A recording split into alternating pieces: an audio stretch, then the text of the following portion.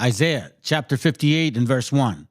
Cry aloud, spare not, lift up thy voice like a trumpet, and show my people their transgressions, and the house of Jacob their sins.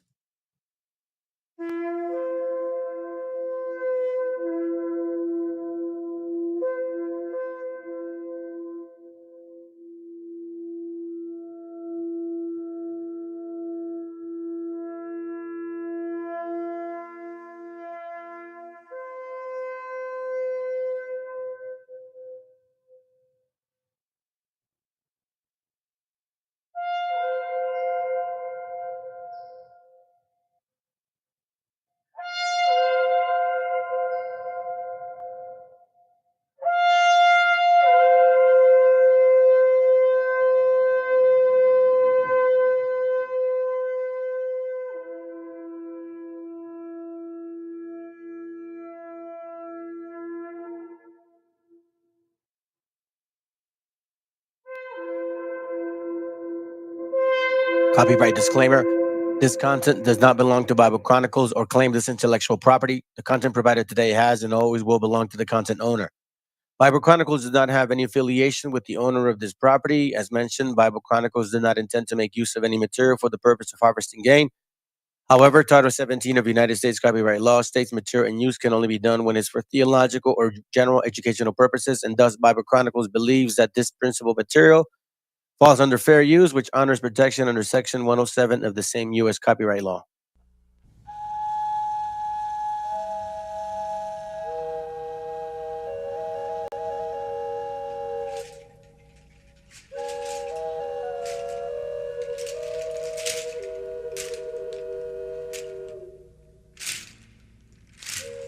Del mar los vieron llegar, mis hermanos emplumados serán los hombres barbados de la profecía esperada. Se oyó la voz del monarca de que el Dios había llegado y les abrimos la puerta. Por temor a lo ignorado, iban montados en bestias,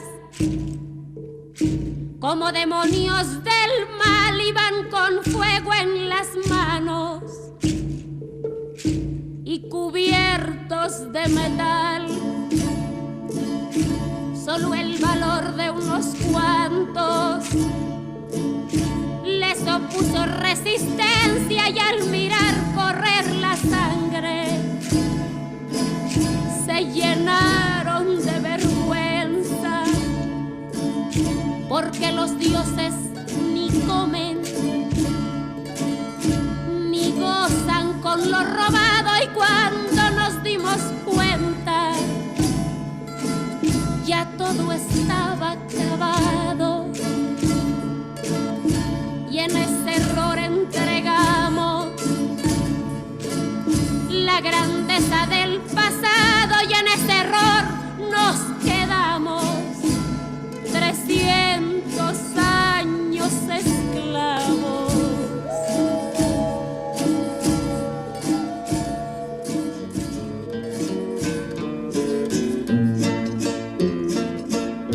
Se nos quedó el maleficio de brindar al extranjero nuestra fe, nuestra cultura, nuestro pan, nuestro dinero, y le seguimos cambiando oro por cuentas de vidrio, y damos nuestras riquezas por sus espejos con brillo.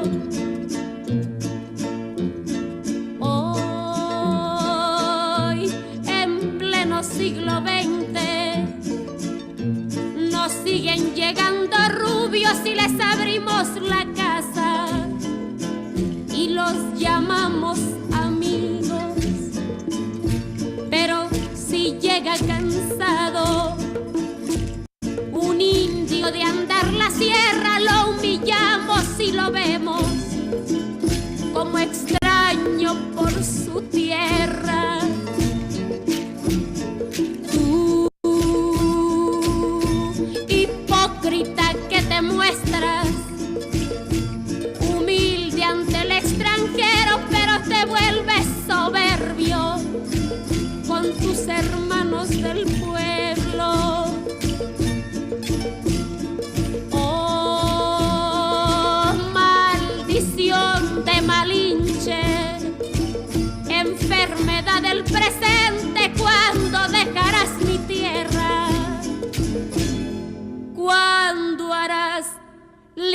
libre a mi gente.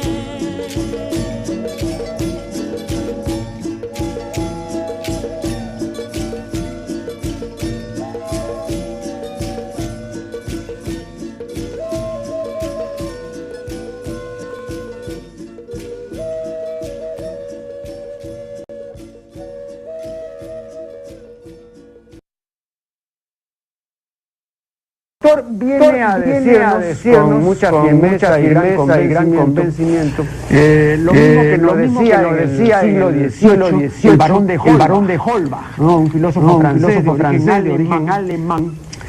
Si nos remontamos al comienzo, entonces hallaremos que la ignorancia y el temor crearon a los dioses. La fantasía, el entusiasmo, el engaño los adornaron, La debilidad rinde culto, la credulidad los conserva, la costumbre los respeta y la tiranía los apoya para que la ceguera de los hombres sirva a sus propios intereses.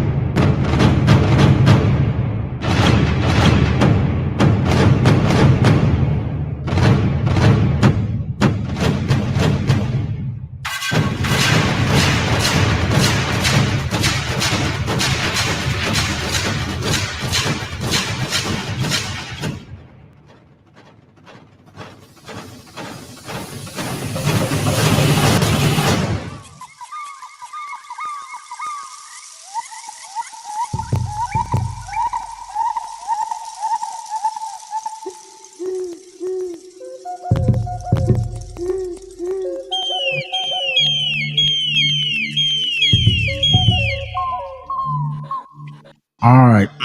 Okay. Here we go. Okay. Here we go.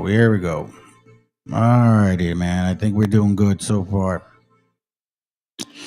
Saludos, family. Shalom. For you guys that are having a 7th-day rest, hopefully you're enjoying it. Listen, I have 2 topics to talk about, and I'm gonna pretty much cut to the chase. Okay, I call it scammer alert, frauds. Right?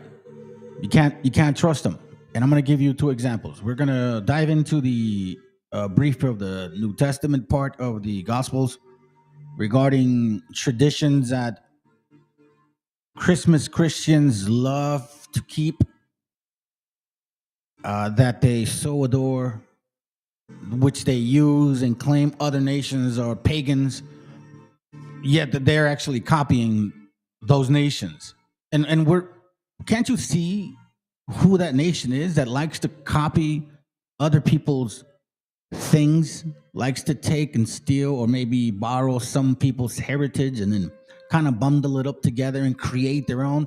Isn't that what they so-called white nationalist Christmas Christians pretty much believe happened in America, right? They created it. They're all not from here, right? European, so to speak, but with the Christian doctrine. And then we're going to get into the other ones that get love Deuteronomy 28, or at least claim to, and then when we ask them certain questions, it doesn't make sense. So walk with me. Hopefully you guys can enjoy this today. For you guys that are here, hold on a second. Let me see what is. Oh, what up, brother? Good to have you here, Joe. Hey, shalom, sis. Good to have you here. Estudiante for wisdom. What up, brother? Good to have you. All be revealed. Yo. All right. Us 4, including myself 5, were few, but with lots of power. I mean that. Now let's check this out. I think you guys will appreciate this information.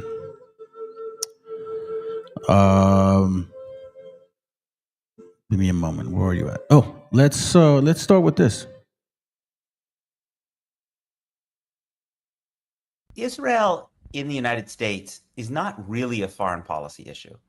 It's in large measure an identity issue. And that is because Israel's founding myths are very similar to America's founding myths. You know,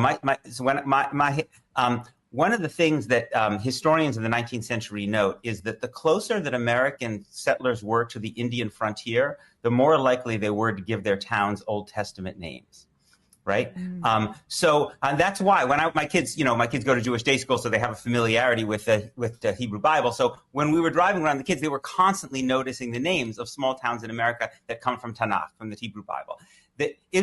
America and Israel were both founded as promised lands on a hostile frontier.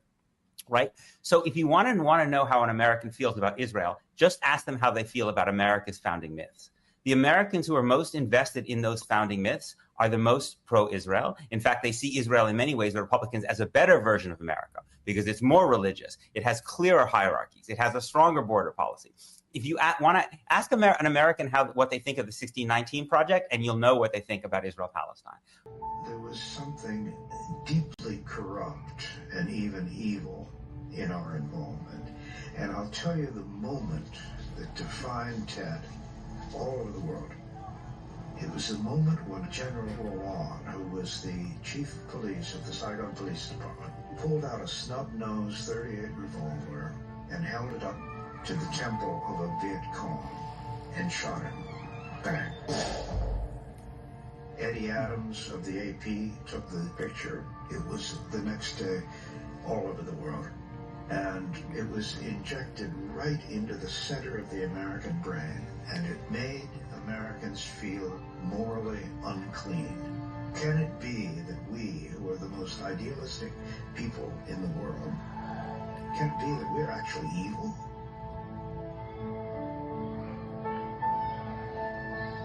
That was what Ted did.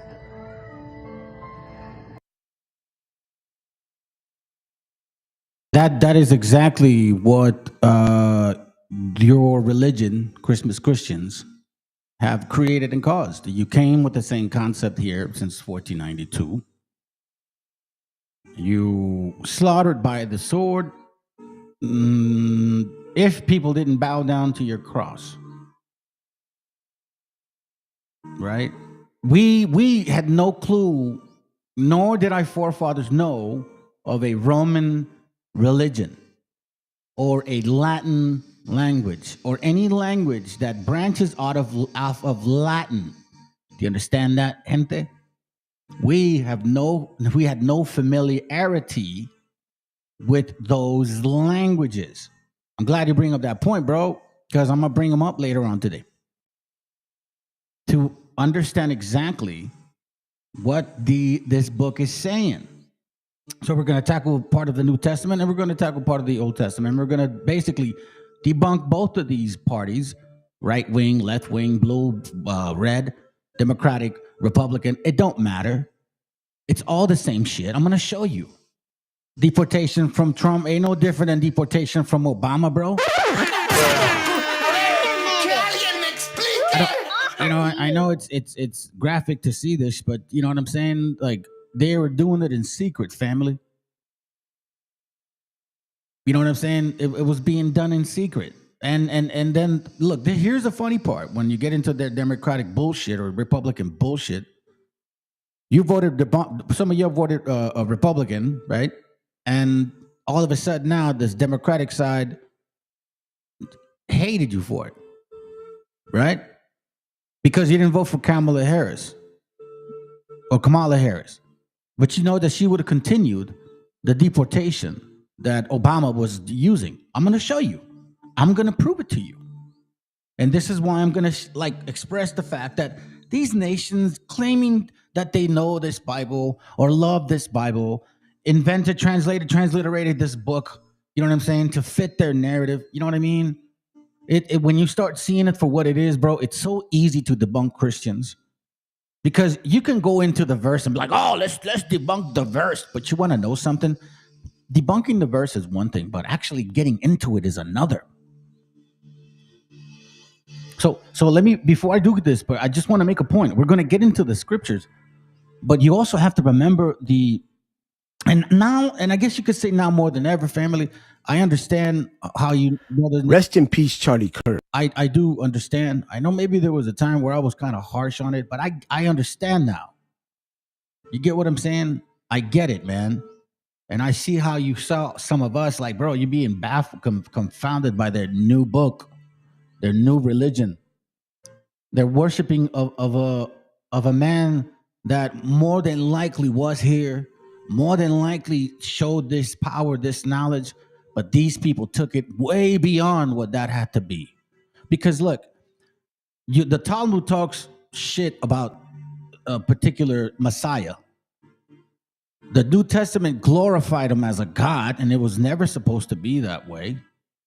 And I also have documentation, and then also it's like, where do these religions have this idea? You get what I'm saying? So we have to take that in consideration. It didn't just pop out of nowhere. There was something that triggered this process, and we're going to dig into this. Do you understand what I'm saying?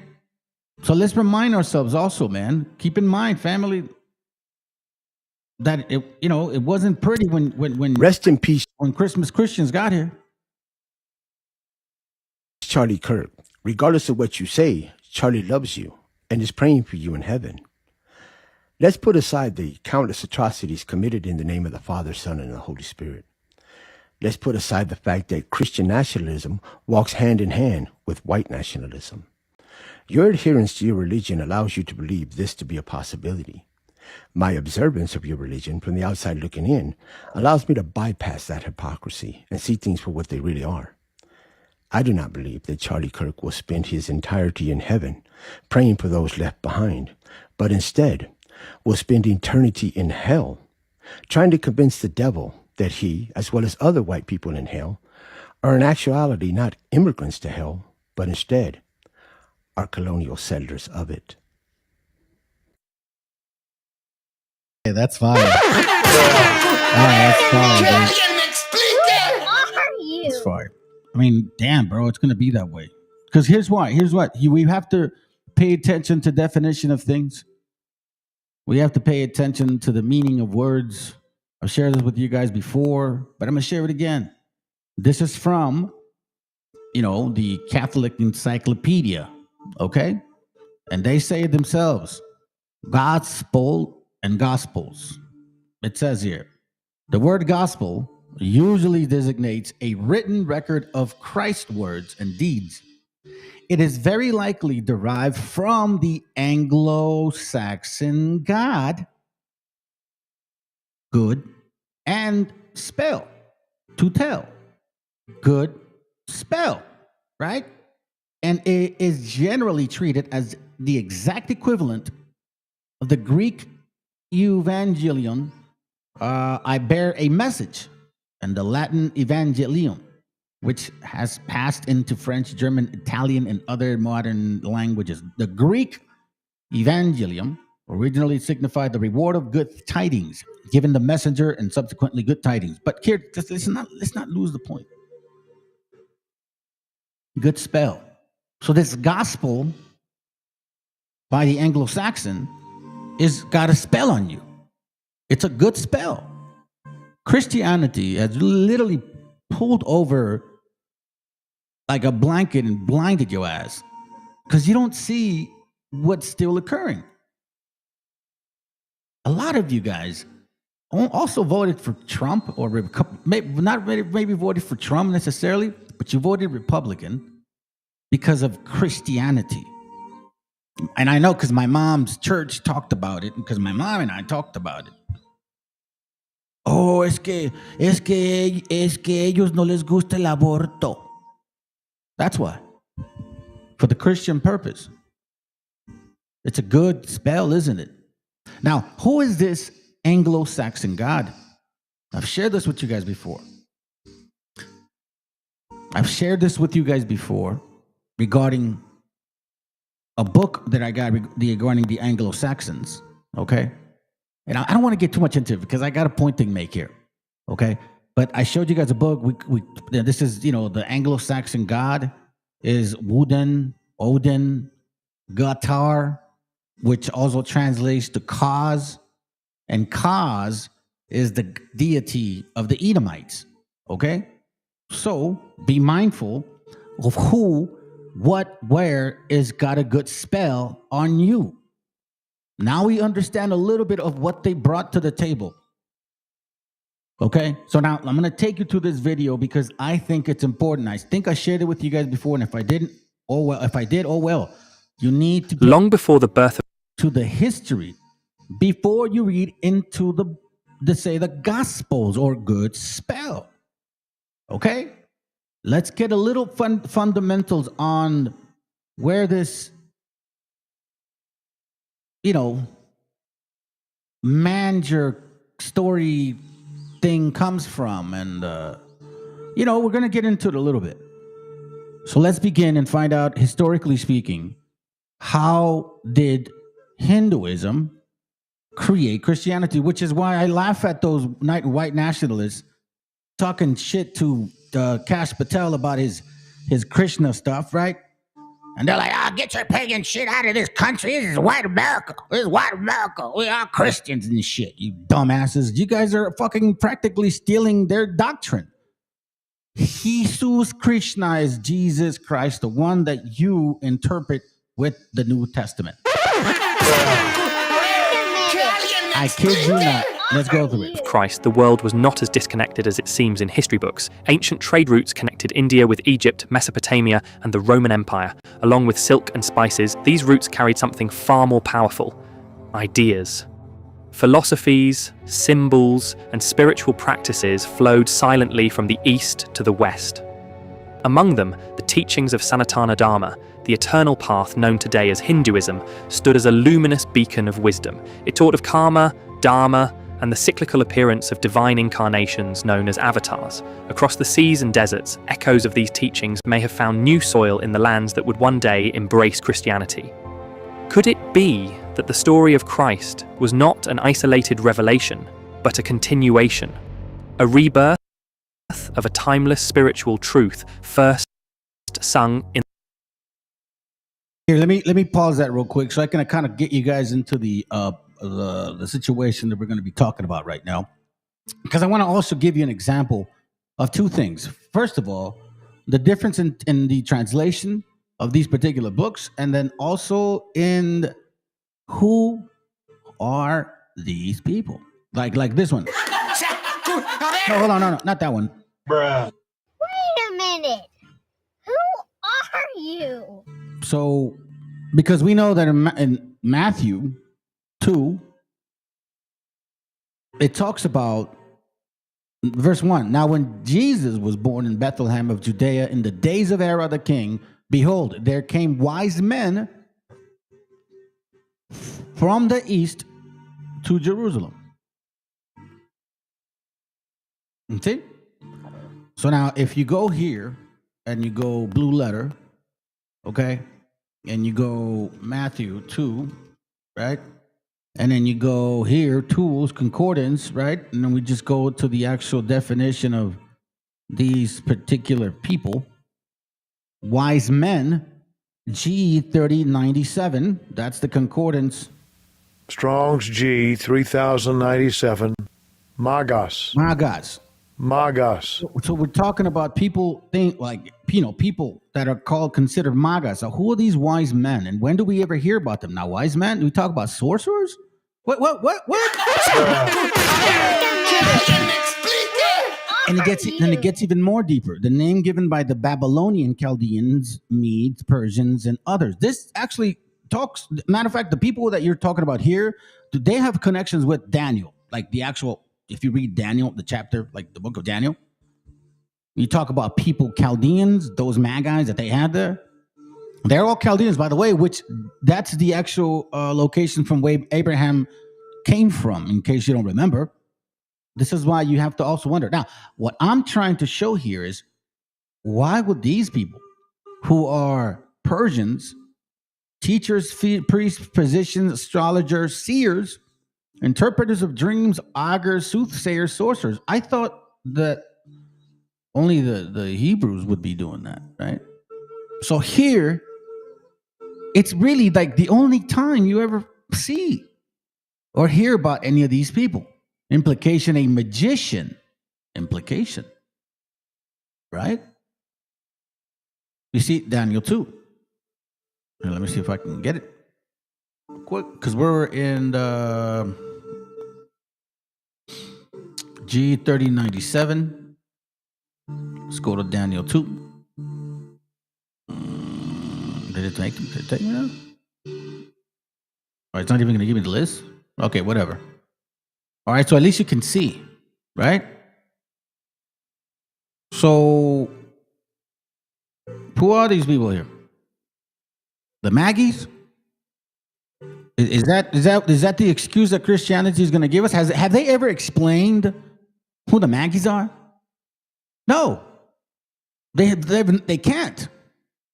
They created, and somehow, some way, got you guys to believe that January 6th is when they show up every year. And supposedly it's 3 of them. And there's no reference, by the way. There's no cross-reference in Matthew 2 to the Old Testament. Numbers doesn't apply. This one doesn't apply either. Okay? You can try to stretch it, but you know what I'm saying? So there's never ever an explanation like, hey, these guys are going to come from the east, bro. All right? So let's continue. In the Vedas, the Bible speaks little of Jesus between the ages of 12 and 30, a span historians call the lost years. It is as though the Messiah vanished, only to reappear decades later, preaching divine love and eternal truth. In the late 19th century, a Russian traveller named Nicholas Notovich claimed to have discovered manuscripts in the Hemis monastery of Ladakh, describing a saint called Issa, a Western holy man who studied in India among Brahmins and Buddhists. These records said that Issa learned the Vedas, mastered meditation, and preached compassion before returning westward. Though the discovery was controversial, the idea persisted. Later explorers such as Swami Abhedananda and Paramahansa Yogananda mentioned similar traditions preserved in Himalayan monasteries. Even today, legends from Kashmir speak of a prophet from the west who taught unity and divine love, and whose tomb, the Rosabal shrine in Srinagar, bears mysterious resemblance to descriptions of Christ. If these accounts are even partially true, they hint at something astonishing, that Jesus may have walked the lands of India, absorbing the spiritual essence of the East before returning to transform the West. When one reads the Bhagavad Gita and the New Testament side by side, uncanny similarities begin to appear. In the Gita, Krishna tells Arjuna that whenever goodness declines and evil rises, he manifests himself to restore righteousness. See? That's basically, like, for example, when you go to Isaiah 53, this is where I'm really asking these questions, right? Isaiah 53 talks about the report. And you see this, a man rejected, right? Goes through grief, complete like sorrow, right? Stricken, like nobody cared for the guy. Isaiah 53:5 says, but he was wounded for our transgressions. So it does say that. He was bruised for our iniquities. The chastisement of our peace was upon him. And with the stripes, we are healed. We are healed, right? So in this chapter, it does mention that someone should bear the iniquity of others. Now, does this mean it's Jesus? Is that what it means? Or is this where religions branched their beliefs from? Somehow, because if you read this chapter, right? Remember, keep in mind, this isn't Hebrew anymore. Like Paleo Hebrew, like it's not anymore. So if you read this chapter, yeah, you could literally think that this is a person here.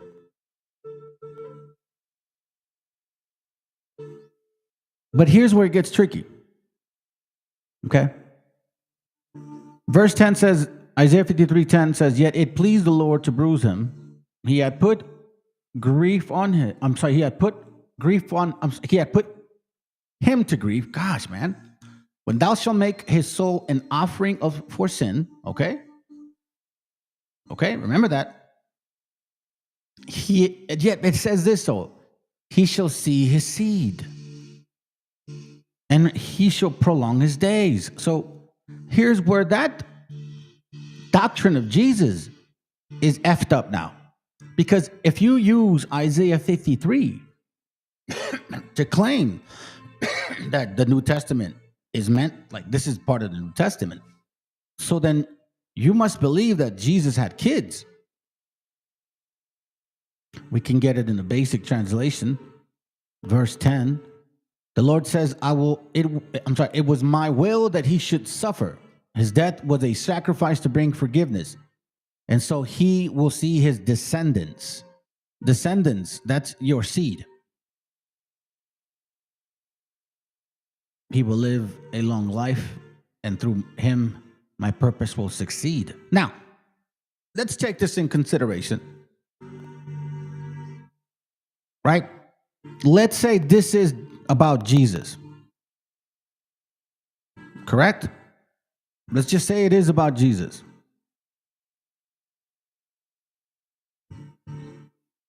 But if he already came, where does it say in the Old Testament that he will come twice? Because the Old Testament says, if that's the case, that someone's coming and he's going to suffer, but bring everything back into organization, right? Like that's what the new religion talks about. Because he's going to come back and get everything in order. Right? You know what I'm saying? Like, get everything in order. Well, if the Old Testament says that, and we go by your theory or your doctrine, theology, that Jesus came and the New Testament says so, where in the Old Testament does it say that he will come and then he'll come again to get things in order? So this is why when you start considering this book here, or these books, you have to also wonder, who are these people? And why in the world are they looking at the stars like from the east? Like that's kind of astrology shit. You know what I'm saying? Like that, and many religions believed in the star. So where does it say in the Old Testament? Right? I want to know. Let me see. This is your reference. No, that's not a good reference. No, that should be where? Let's see, Genesis. Let me see, where's the star?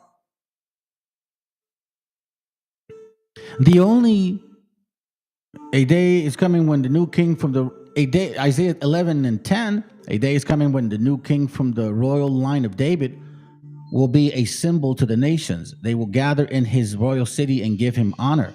Okay. So if Jesus came, is he like, why didn't he do that in the New Testament? You know what I'm saying? That's why you have to wonder, start asking yourself, where are these beliefs coming from?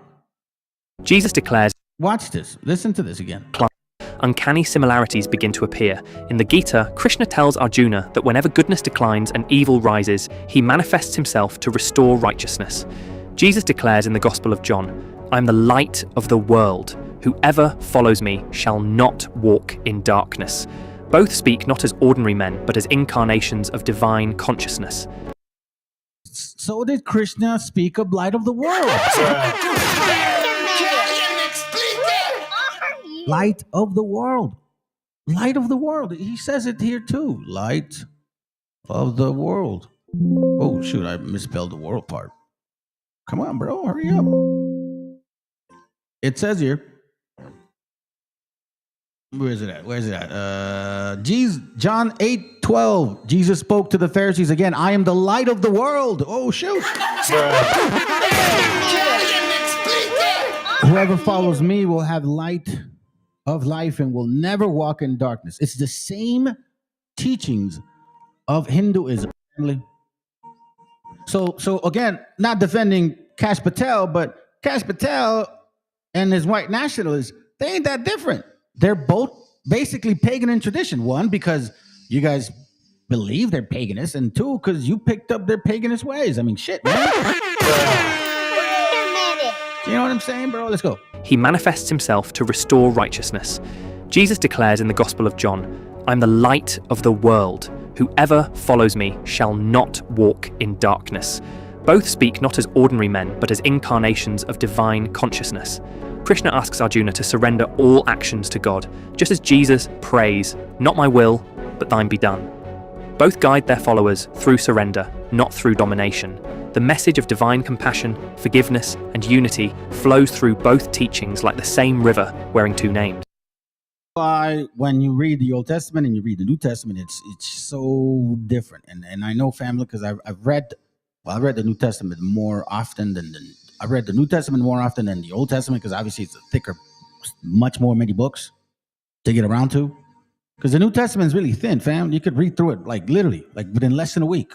Like, I'm not joking. It's not that long. Now you got what is it? Matthew, Mark, Luke, and John, Acts, Romans. Then you have the Corinthians, Ephesians, Thessalonians, Colossians. Then you got there's a couple more in there. Philippians also. Then you have Hebrew, James. I think you have another one I'm not remembering yet. And then you have all the the Thessalonians, first and second. Then you have who else? All the First Johns, the First Peter, Second Peter, Third, First John, Second, Third. All of that. Jude, Revelation. Like, it's not that long. So when you start comparing the two, you're like, yo, this is very romanticized. The way that they wrote the New Testament for us is very romanticized, family. I'm not kidding to you. Okay? So read them for yourselves. You know? Even the symbolism of the cross, the meeting point of heaven and earth, echoes the ancient Hindu swastika, the cosmic intersection of the spiritual and the material. It is as if the same eternal truth was whispered in Sanskrit and later spoken again in Aramaic. In Hindu cosmology, Vishnu descends in various forms to restore balance whenever chaos threatens creation. The eighth avatar, Krishna, appeared in the Dvapara Yuga. Krishna. I mean, come on, let's be adults here. How can you sit here and say, "Oh, well, we're not pagans because we're Christians"? Their religion has the same name of their God like you, man. Damn good spell, bro. To guide humanity through love and wisdom, the ninth avatar, according to many traditions, is Buddha. Yet, not all scriptures agree. Some Puranas describe the Buddha as a symbolic figure who deluded the wicked rather than as the historical Siddhartha. In certain southern traditions, the ninth place remains undefined, as if reserved for a teacher of divine compassion yet to be recognized. Here lies a mystery. Jesus' life mirrors the essence of Vishnu's mission, to uphold Dharma and redeem humanity through sacrifice and love. His miracles, healing the sick, walking upon water, resurrecting the dead, parallel the divine acts of Krishna. His crucifixion, in which he offers himself for the salvation of The part where he said, hold on, let me show you something. Let me show you. Others. This part. His miracles, healing the sick, walking upon water, resurrecting the dead. Okay, listen. Parallel the divine acts of Krishna. Basically saying that that's exactly what Krishna did.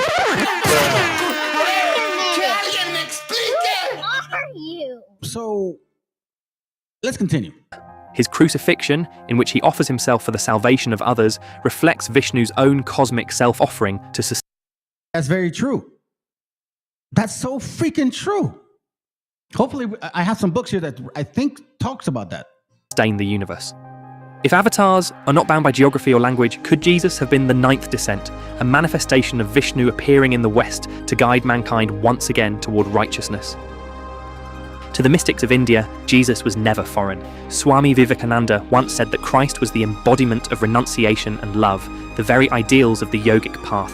Paramahansa Yogananda described Jesus as a perfected yogi who had attained union with the divine, a master of the inner kingdom of God. Dude has written a lot of books, by the way. Let's go. When Jesus retreated into the desert for 40 days, he was engaging in tapasya, the ancient practice of purification through. Where you start wondering, like 40 days, the Israelites went into the wilderness for 40 days, right? So Jesus did the same concept. Jesus gets tempted in the wilderness by Satan, correct? The so-called serpent, correct? Okay, well, the Israelites also got tempted by the snakes and also got cured by the snake? Okay. Wait a minute. Who are you? Be mindful. The closeness of these traditions, I'll say it, of these beliefs. White nationalists, right? You guys don't realize that you are basically Hindu worshiping people, just with your European style or Romanish. Solitude. His transfiguration, when his face shone like the sun, resembles the yogic state of samadhi, where consciousness merges with divine light. And when he declared, "I and my Father are one," he spoke the very truth revealed in the Upanishads. Aham Brahmasmi, I am Brahman. You see that? I am the Father of one. And in the Brahma, they believe the same concept. Why? The Christ revealed in the Upanishads. Aham Brahmasmi, I am Brahman. I am Brahman, meaning I am the Father. I am with the Father. The Christ consciousness he embodied and the Krishna consciousness of the Gita are but two expressions of the same infinite realization that the divine dwells within all beings, waiting to be awakened through love and surrender. Hints of India's influence appear even in the Old Testament. The mysterious land of Ophir, from which King Solomon imported gold, Here's where they're going to think they're Ophirians, but let's continue. ivory, and peacocks, is believed by some historians to have been located on India's Malabar coast. Peacocks, unknown in the Middle East, were sacred to Hindu deities. It's not necessarily peacocks, family. It's actually turkeys. Okay, just to show you. Just to show you. Let me show you. Hold on. Let me show you.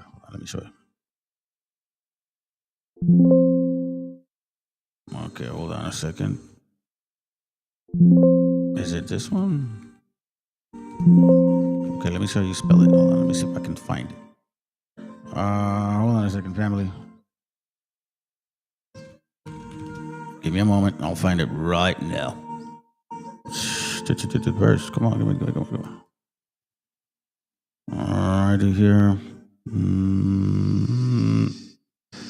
Let's see. Yeah, let's go to 2 Chronicles 9:21. But what I'm going to do, 2 Chronicles 9:21. 9.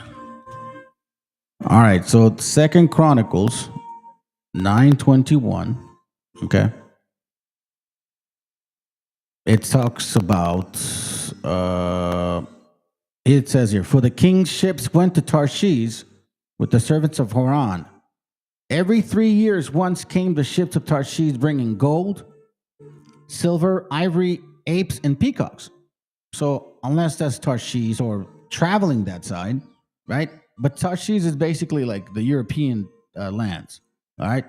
Spain, Portugal, Britain, all of them islands. They were mining for tin.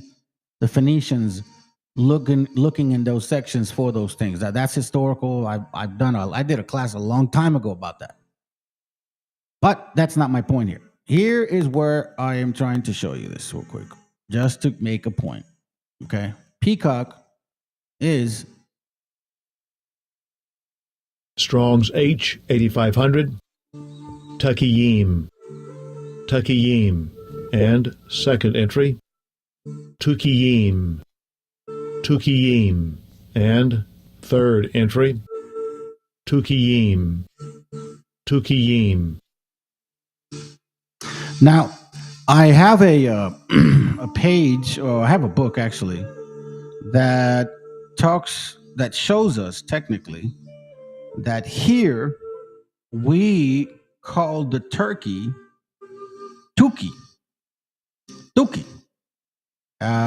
I'll look for it if I have time later on today, maybe, because that's not really my main point of this class. I just want to help you guys understand that, you know, you got to dig into your history so somebody else doesn't steal it. Long before their arrival in biblical law, the early Christian sect of the Essenes practiced meditation, vegetarianism, and ritual purity, disciplines remarkably similar to Hindu and Buddhist asceticism. These shared spiritual patterns suggest not coincidence, but cross-cultural transmission, the blending of Eastern mysticism with Western faith, centuries before Christianity was born. Beneath the surface of history, a silent exchange was already shaping the spiritual destiny of mankind. If Jesus was indeed the 9th avatar of Vishnu, then humanity still awaits the 10th Kalki, the future Redeemer who will ride forth to end the age of darkness. But perhaps this prophecy is not about one man, but about awakening itself, the return of divine consciousness within every heart. The avatars of Vishnu may not be separate beings, but recurring waves of the same cosmic energy that manifest whenever the world forgets its. All right, so now you kind of get it. You get an idea. Anglo-Saxon good spell. Anglo-Saxon God, good spell.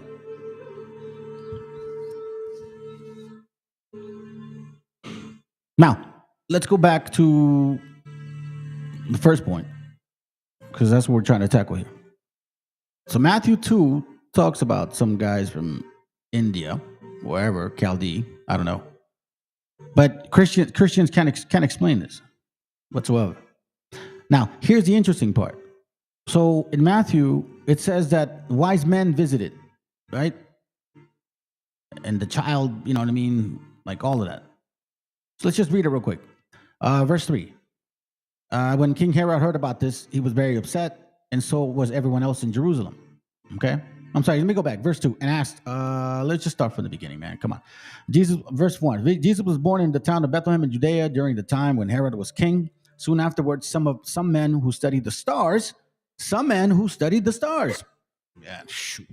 Anyhow, came from the east to Jerusalem and asked, where is the baby born to be the king of the Jews? So here I believe that Christians will obviously say, that's because, that's the first Gentile nation that he was supposed to convert. Like, maybe. I don't know. When he saw his, and then he says, where is the baby born to the king of the Jews? We saw his star when it came up in the east, and we have come to worship him.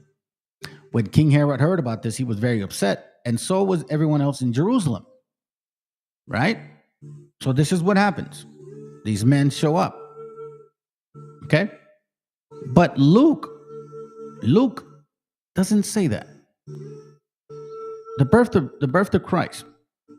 Here's what happens with him. Okay? So because verse 7 says that she gave birth to her first son, wrapped in cloth and laid in a manger. There was no room for them to stay in the inn. Like, it never talks about no manger on Matthew 2, but here's where it gets even more interesting. There were some shepherds in that part of the country who were spending the night in the field, taking care of the flock. An angel of the Lord appeared to them, and the glory of the Lord shone over them. They were terribly afraid, but the angel said to them, don't be afraid. I'm here with good news for you, which will bring great joy to all the people. This is the very day in David's town your Savior was born, Christ the Lord.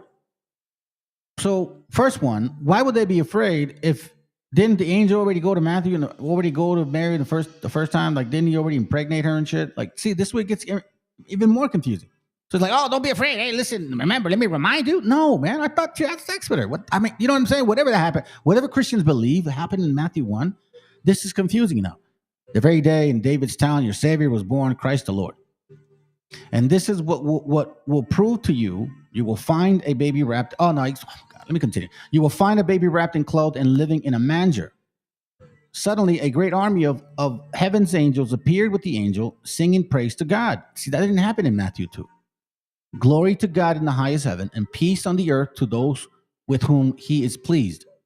When the angels went away from them back into heaven, the shepherds said one to another, let's go to Bethlehem and see this thing that has happened, which the Lord told us. Sorry. So this is the angel telling these shepherds. So they hurried off and found Mary and Joseph and saw the baby living in a manger. There was no people from the east here at all. See, you can't do that. First of all, who are these people from the east that follow stars? And second, how come Luke doesn't say the same thing Matthew says? Why are these things so difficult to get an answer for? This is why when you look at the New Testament and its religion, okay? their beliefs behind this. I sometimes wonder, bro, like if they even know it themselves. This is from the book called Scotland. Which page am I on right now? 22. Let me go back. It's called When Scotland Was Jewish. By Elizabeth Caldwell Hirschman. Okay, so let's continue here. You may want to read that. Interesting, but it's funny. All right, so let's go here. It talks about DNA, but it doesn't actually conclude which DNA they're talking about. They're just saying DNA, but they don't say which one. But in this book, and again, we're talking about traditions, right? People from the East, people from the West, Jesus, Druids worship Jesus, Hesus. The people that sacrificed humans and ate babies, Druids worshipped Jesus from the East. I'm sorry, from the West. So here we see now, page 22 talks about further in time after, the biblical times, so to speak. It says here, contrary to traditional belief, Emperor Constantine the Great, from 274 AD to 337 AD, after Christ, did not embrace Christianity as the religion of Rome. Rather, he adapted Christianity into a new form that was actually related to the Syrian Sol Invictus cult of sun worship. Constantine redefined Jesus' birth to comply with the Sunday festival on December 25th and substituted the sacred Sabbath Saturday with the sun day. The high points of Judaic Christianity were conveniently merged with pagan tradition and the Persian cult of Mithra, which stressed the concept of final judgment. Who are you? Do you understand what that means now? When you consider, watch this, man. This is actually, hold on. Let me see if I can find it. So, Invictus. No, not there. Hold on a second, family. There we go. When you consider what all of this means, this is why you have, for example, these images here. Here, let me show you. The pagan Attis and Christian Jesus, a spurious connection. So you see a lot of Christmas Christian pictures like that of Jesus, right? Their character and their Sol Invictus concept behind it. It's no different. Mysterious religions arose during the Hellenistic period and continued into the Roman period until about the 5th century, when most pagan traditions in the Roman Empire were replaced by Christianity with pagan traditions. That's just one example. But we can see that there was a lot of gods at that time. Tammuz, Mithra, Baal, sun worshiping, all kinds of concepts. Pythagoras, I believe. There's a lot of religions you'll find that the New Testament expresses. That's what I've come to believe. When you get into Paul, it's very Greek, very philosophical. The Gospels are very Krishna-like. Who are you? Those aren't lies. You know what I'm saying? You're talking about them, like you guys run into the Gospels of Thomas. If they're here today and claiming that they were here now, claiming that those are real, then that means the Gospel of Thomas, the Gospel of Mary, the Gospel of Philip, Those weren't like random documents. That means that people were actually listening and following these books.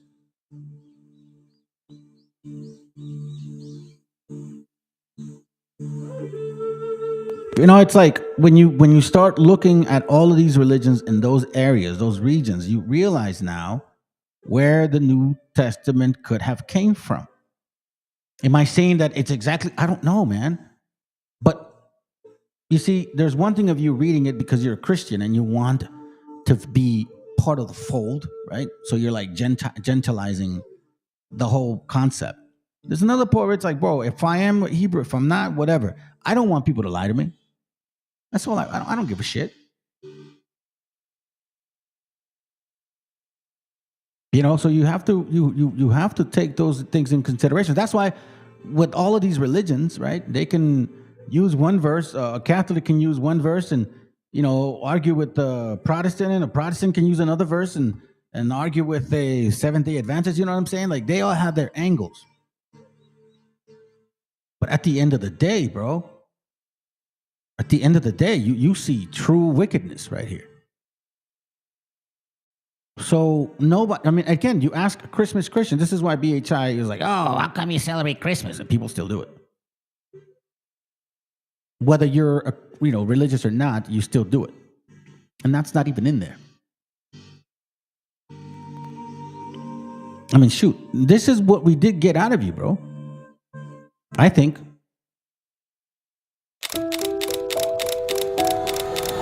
Here are 10 signs of a false teacher. They will teach false doctrine. The God I serve doesn't care whether you're gay. They are marked by arrogance. I am God Almighty! They have godless character. She can still twerk for the Lord. They are lovers of money. Every time you give, God knows how to repay you. They manipulate you. You can do it faster than that. If I had a gun in your ribs, you'd do it faster. They oppose the truth.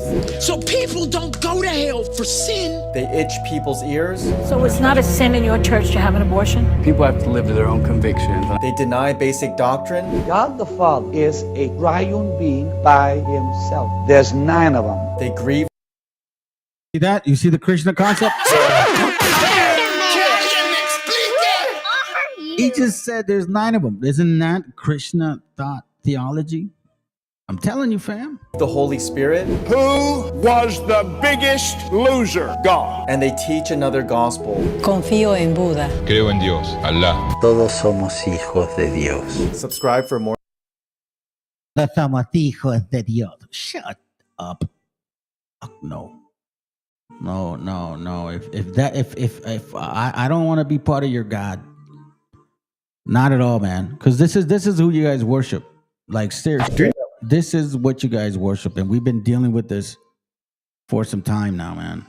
And the only way to rip apart or help our families is by starting to peel away their beliefs and where it comes from, and showing them, look, this is where that comes from. This is where that comes from. That's where that comes from. Not like, oh, Deuteronomy 28. We already been through that. It's time to peel that shit. During the new Pope's prayer at the Vatican, his translator claimed Mary to be God. And let us ask for this special grace from Mary, our God. After all, who can blame the translator, since many Catholics, if not all, literally worship Mary?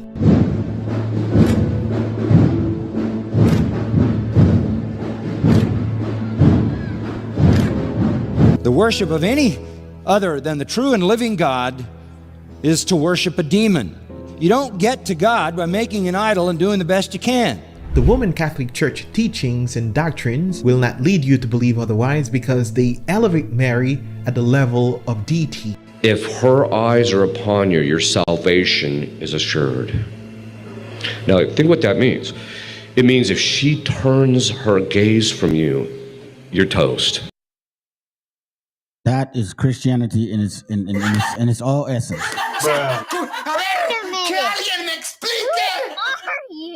And this is what we got out of that. La Virgen de Guadalupe no bajó del cielo. Fue el invento más divino del imperio para someter con fe a los mexicas, aztecas, otomis, chichimecas, etc. Se los hemos dicho muchas veces, pero nunca nos creyeron. que la Virgen del Tepeyac fue estrategia, no milagro, que Tonantzin ya habitaba ese cerro antes de 1531, que los dioses no desaparecieron, solo les cambiaron de nombre. Nos llamaron paganos, herejes, ignorantes, pero el sincretismo no fue resistencia, fue la manera de seguir danzando cuando nos mataban por hacerlo. Fue pintar a Tonantzin con un manto azul y ponerle un nuevo nombre. Y hoy, que hablamos, que cuestionamos, que recordamos, ¿también nos van a callar? Got to be mindful of that, fam, because you look. I'm not making this up. Like, oh yeah, you guys do this, you guys celebrate this, and they don't. No, they fully embrace it.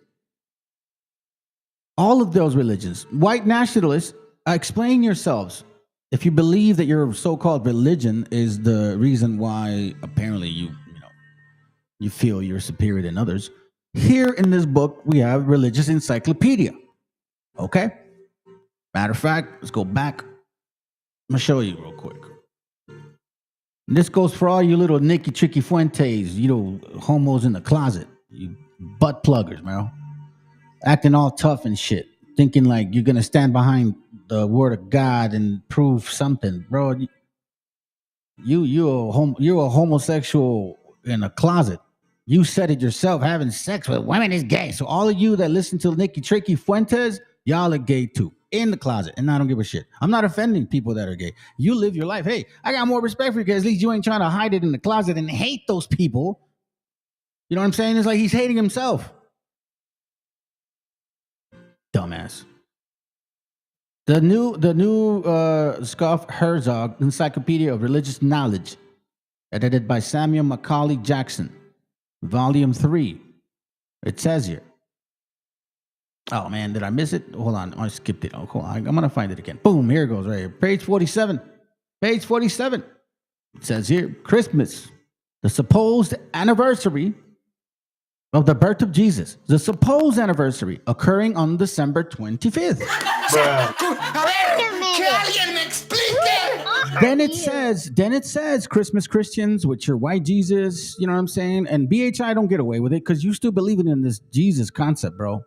And it just comes to show why Canaan and Edom and Esau are really, really, really close to each other. No sufficient data, however, exists for the determination of the month or the day of the event. You see this? Efforts to reach a fixed date for Zechariah's administration and to combine this with the 6th month mentioned in connection with the Annunciation of Mary has given no assured result. You see this? Hippolytus seems to have been the first to fix upon December 25th. He had reached the conviction that Jesus' life from the conception to the crucifixion was precisely 33 years, and that both events occurred in March 25th. So here's where you get the concept of 33, that so-called Jesus died at 33, okay? By calculating 9 months from the Annunciation or conception, he arrived in December 25th as the day of Christ's birth. But you can't be there in a manger in the open because it's extremely cold over there.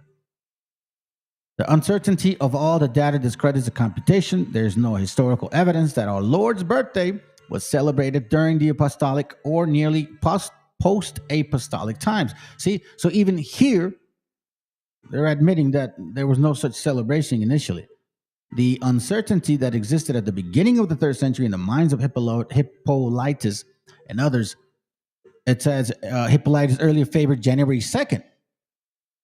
Clement of Alexandria, the 25th of Pashan, I guess May 20th, while others, according to Clement, fixed upon April 18th, 19th, or March 28th, proves that no Christmas festival had been established much more before the middle of the century. Now, check this out. For you, Tres Reyes, tus pinches Reyes Magos, I have gifts for my kids because the Reyes Magos are coming this January 6th. Pinches babosos. January 6th was earlier fixed upon as a date of baptism, or spiritual birth of Christ. And the feast of Epiphany was celebrated by the Byzantine Gnostics in the 2nd century.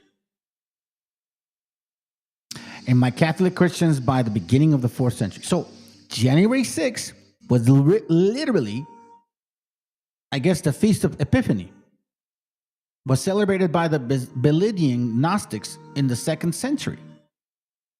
You see, this is the earliest record of recognition of December 25th as a church festival in its Philocalian calendar. In the East, the celebration of January 6th was as physical as well as spiritual birth of the Lord prevailed generally as early as the first half of the 4th century. So you see, people back then assumed that he was born this January 6th. Christendom in 386 states that the celebration of the birth of Christ, according to the flesh, was not inaugurated at Antioch until 10 years before the date. He intimates that this festival, approved by himself, was opposed by many. So we see here, an Armenian writer of 11th century states that the Christian festival invented in Rome by a heretic, Arteman, was first celebrated in Constantinople in 373 AD.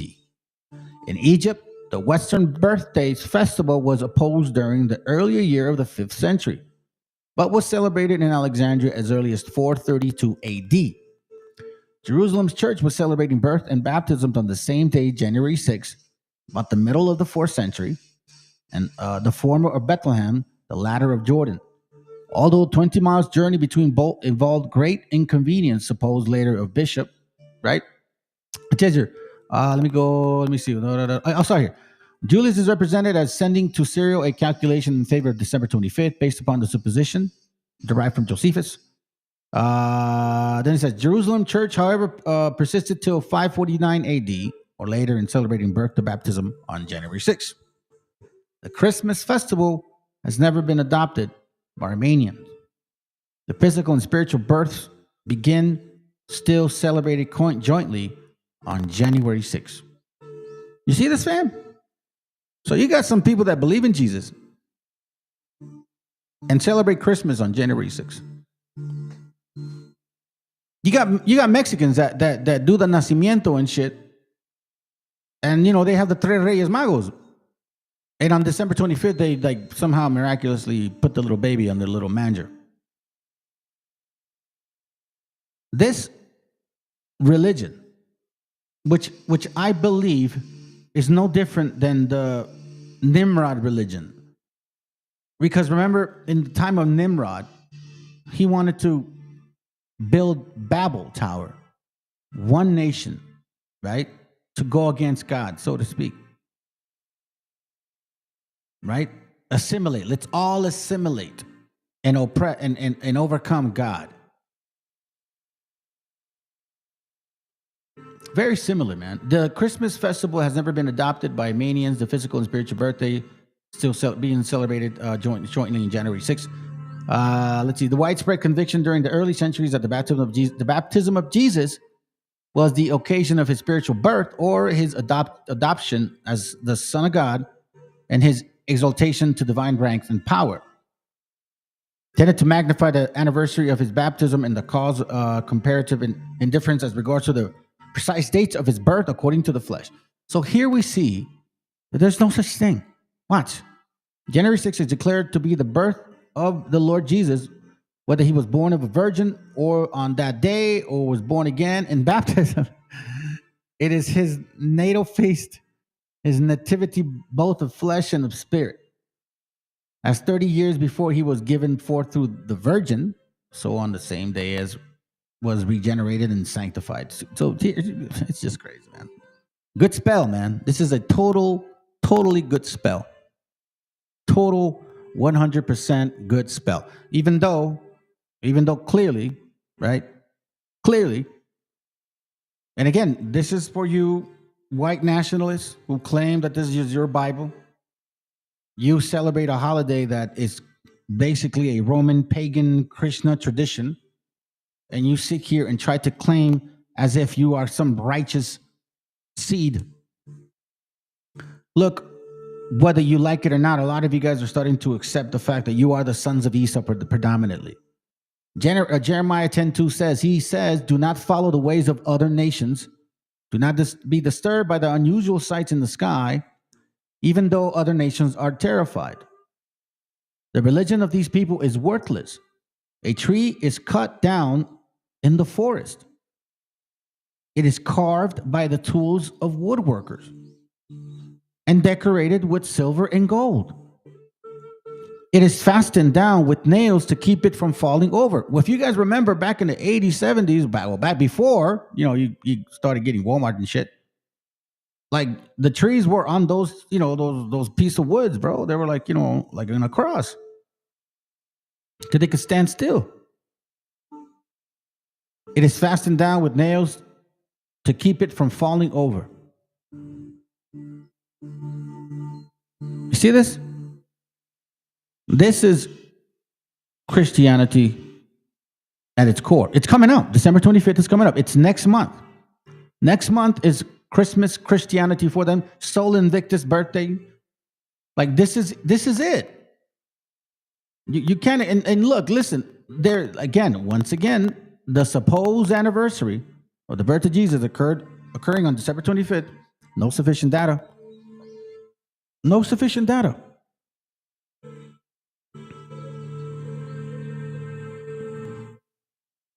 I've showed you guys this link, and I think it's important to look at it again, man, because you know what? It's so important to look at it again so that you don't get manipulated, family. This is Iranian religions and beliefs, Mithraism, okay? Mithras and Mithraisms. Watch this. Mithra, or Mitra, is the prototype to Roman Mithra, to whom there are several hymns in Hindu and Zoroastrians' holy texts. You see, Hindu and Zoroastrians also have some commonality. This gives us some insight into the energy of this deity before it became fused with the great mass of Greco-Roman magical ideas.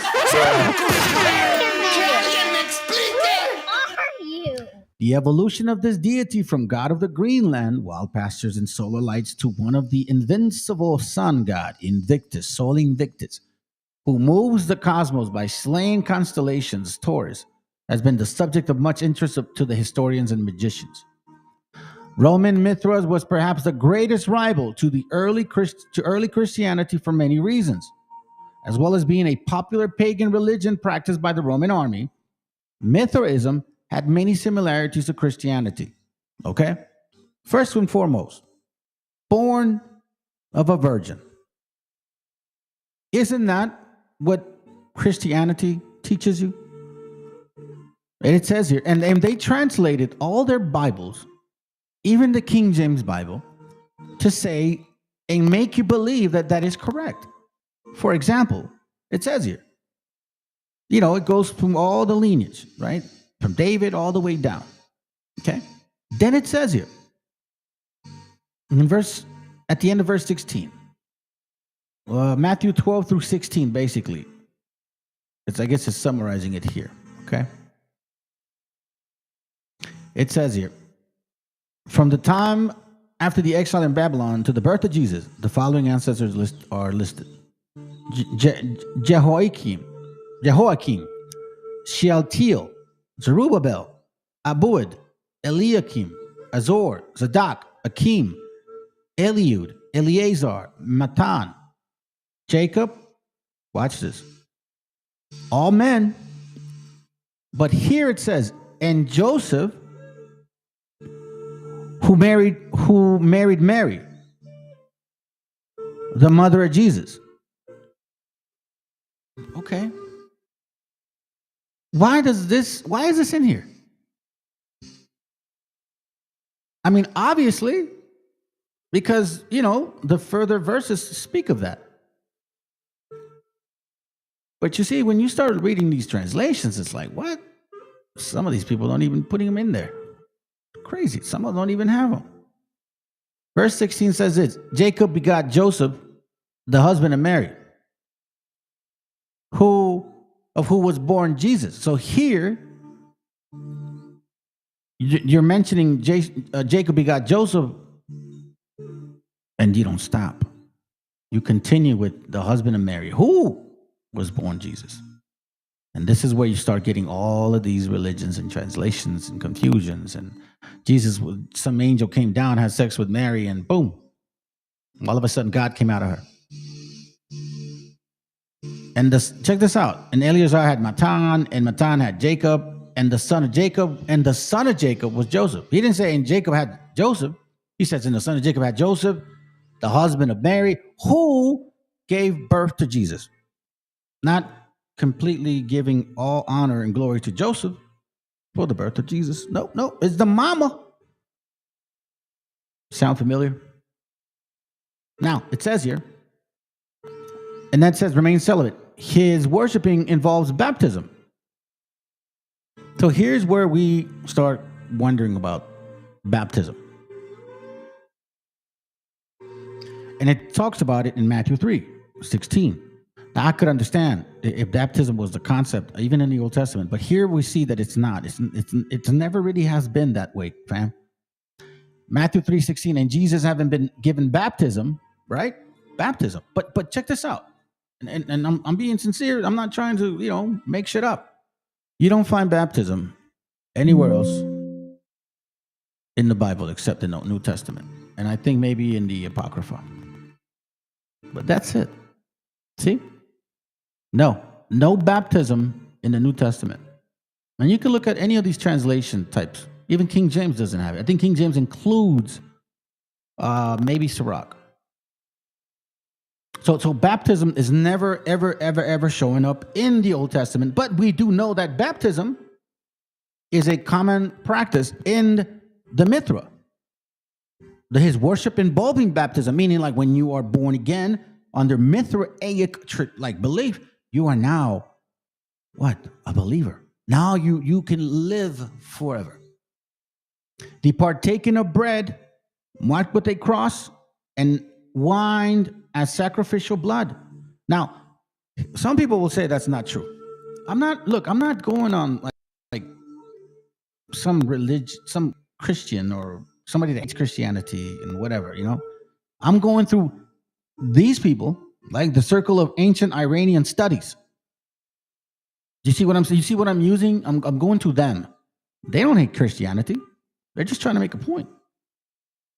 So here we see that the partaking of bread marked with the cross. I've seen those. I have pictures of them. I couldn't find it, to be honest, fam. Or else I would have showed you. But now let's consider one of these. Let's go to Mark 10:39. So baptism's not in there. Mark 10:39, you're like, yeah, let's break bread, Ark. We're breaking bread, Ark. Breaking bread together, Ark. Really? So you like Mithra traditions and shit. Let me see if I can find it. I thought I had it down, man. Come on, bro. Where you at? No. I'm not gonna lose this one. Oh, maybe I must have erased it by mistake.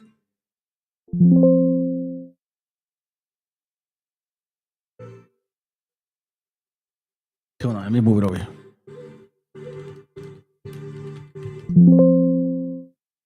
Let me see if I can find it here.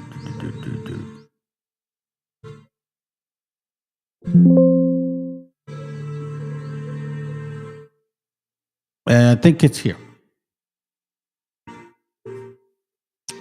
Let's see. Hold on. Is this one? No, let me see. No, not the living bread. I'm not trying to look for that one.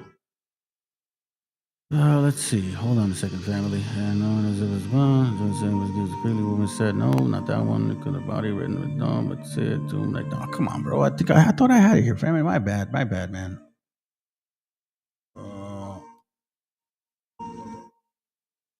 Let me see if I can just find it real quick. It's probably going to take a few moments. Just be patient with me. I'll find it quickly. Okay, so here we go. Let's see. Give us not that one. No, not that one either. Hold on, I know where to find it. Take eat. That should be it, right? Hold on, is this it? Can anybody find one of the verses that says the scriptures regarding breaking bread and drinking wine? All right, okay. 1 Corinthians 14:24 talked about it. And when it had been broken with an axe, is this one? Oh my God, bro! I honestly, I could have thought I had it here, man, bro. This is really making me a little bit upset. Praise body was in the memory, no, but that's in a different translation here. Let me see if it goes back here. So here it says here what Paul's talking about what Jesus had told him, right? And when he had given thanks, he brake it and said, 1 Corinthians 11:24, take, eat, this is my body, which is broken for you. This do in remembrance of me. Right? After this manner also he took the cup, and when he supped, saying, this cup is the New Testament of my body. Do this ye as often as ye drink it in remembrance of me. So eat bread and drink wine. The partaking of bread marked the cross, and a wine as sacrificial blood. Now, Christians, Catholics, they do the Eucharist, right? And for the most part, you see the cross in the Eucharist. So where is this concept of a Eucharist in the Old Testament? See, so these are questions that are important. These are questions that need to be asked. The breaking bread, the drinking wine, the water into wine, that's also not necessarily original. Baptism of water. Okay, so they say that, supposedly, right? Supposedly. Here goes right here. Check this out. The statement that Mithra involves a ritual of eating bread marked with a cross and drinking wine as a sacrificial blood is a misunderstanding. While the ritual of eating bread and drinking wine existed in Mithraism,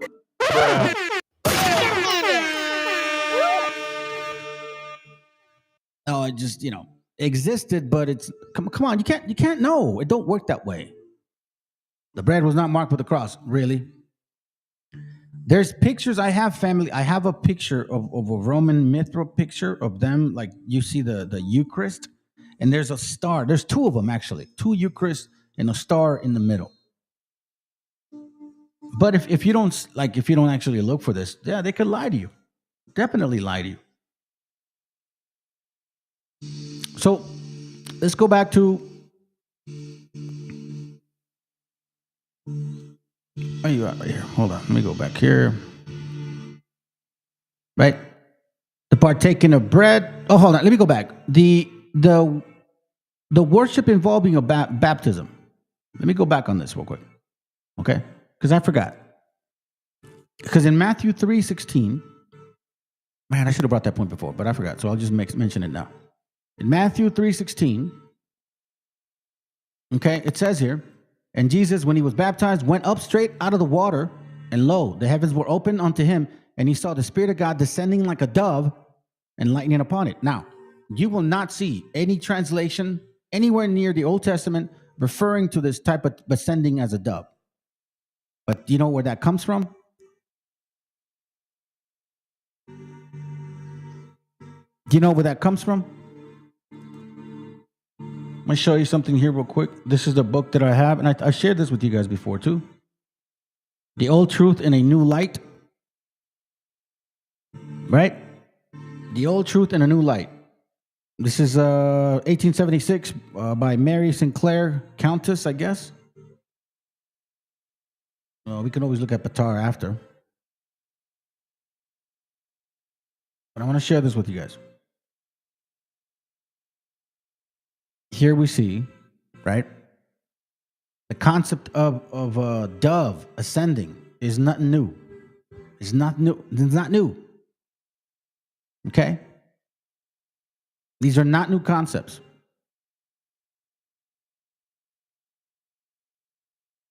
It says here, page 378, we know that the allegory of baptism in its various forms is a very ancient rite and has been practiced in several Oriental countries.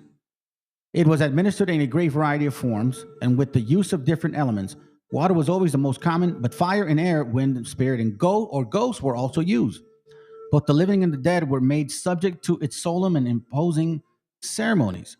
Baptism by water, says Dr. Kirsty Graves, is a very old rite being practiced by the followers of Zoroaster, by the Romans, the Egyptians, and other nations. It was also in vague amongst the ancient Hindus at still an earlier date. Their mode of administering it was to dip the candidate for immersion 3 times in the watery elements. This is the Hindu people. In the same manner that it was now administered by some of the Christian sects. During the performance of which the ceremony, the Hierophant would ejaculate the following prayer. Ejaculate, that's crazy. Oh Lord, this man is impure, like the mud of this stream. But do thou cleanse and deliver his soul from sin as the water cleanses his body. This is, if somebody just told you that, you would think, oh, that's Christians. No, that's Hindu. Who are you? They believe that the water possessed the virtue of purifying the body and the soul, the latter from impurity and the former from sin. But they were not aware that the water itself is but a emblem, the emblem of materiality, the universal mother, the great cosmic fluidicity, arrived at the stage of eternal duties by which all visible things exist. Therefore, a fitting emblem of to typify the new birth or reclothing of the spirit with a material body. Now, as you can see, the concept of, dipping in water, baptism, and you Christmas Christians, especially you white nationalists, you claim that other religions are paganish, but you took their pagan traditions and you manifest them. Tell me, all you white nationalist Christmas Christians, you're going to sit here and tell me you haven't baptized yourself, dipped yourself in water and shit, and thought dove would send it from you. Jesus! Same Krishna concept. The water was the element by means of which everything was born again through the agency of eros, dove, or divine love. That's where the concept of dove is coming from. The universal spirit of God, the Zeus, Pater, or Peter. Right? That's why Christians consider Peter as the Pater, the first pope, so to speak. Several of the ancient religious orders had the legend of the dove, a white pigeon, descending at baptism, a counterpart of the Spirit of God descending in bodily shape like a dove, and alighting on the head of Christ while being baptized by John and Jordan, and coinciding with,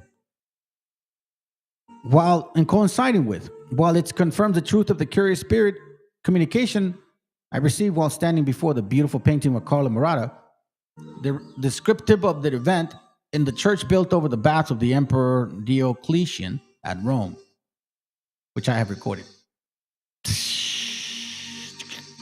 It says here, the support of the communication accords with the traditions anciently prevalent among the Hindus, Mexicans, Greeks, Romans, and Persians, Babylonians, that all souls and spirits possess or were capable of assuming the form of a dove.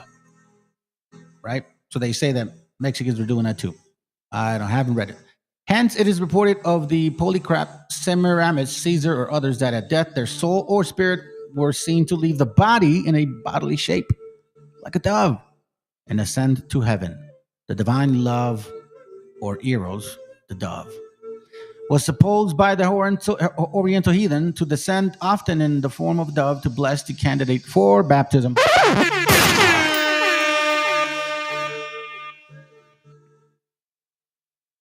How so?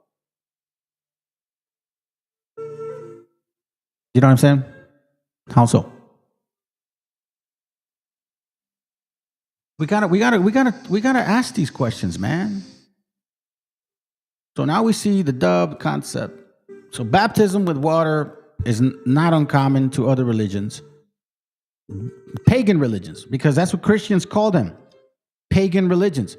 So this is a pagan tradition, born of a virgin. worshipped revolving baptism with water, partaking of bread with drinking wine as well as a covenant, holding Sunday as a sacred birth of Jesus, because here it says that they also held Sundays sacred. And Mithra was born on December 25th or 25th of December.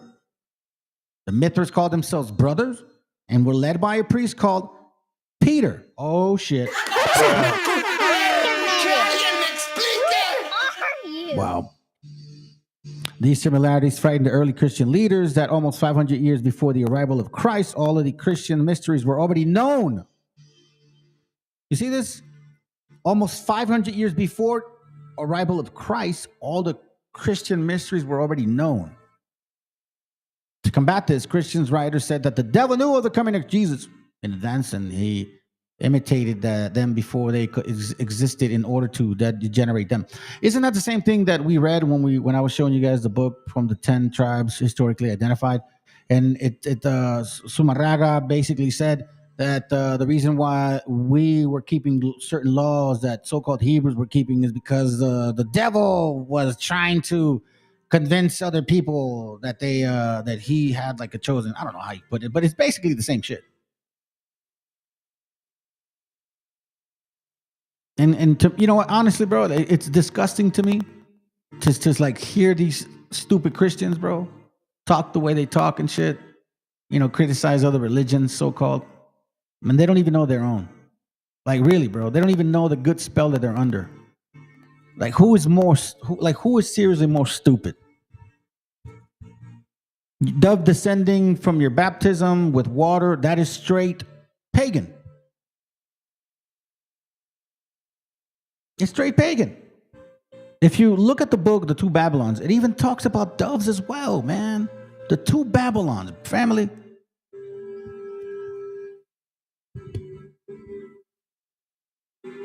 So when they talk about like Mark 10, now we can go to Mark 10.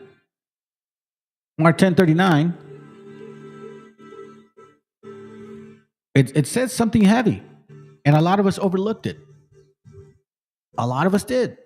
It says, and they said unto him, we can. And Jesus said unto you, ye shall indeed drink of the cup that I drink of. And with the baptism that I am baptized, withal shall ye be baptized.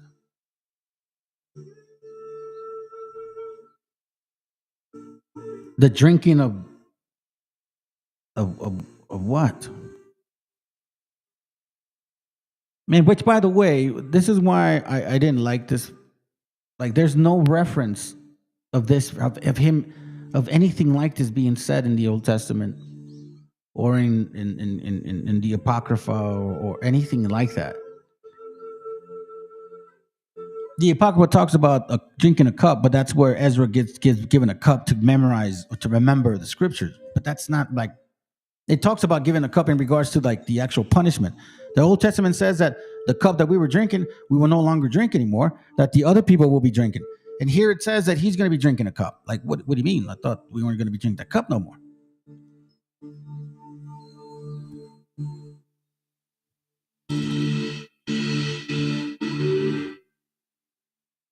You know what I mean? I'm just trying to wonder. So I think we covered a lot. And you know, here's one that really, I'm just confused about. Somebody help me. Please, somebody help me. Matthew 27:52.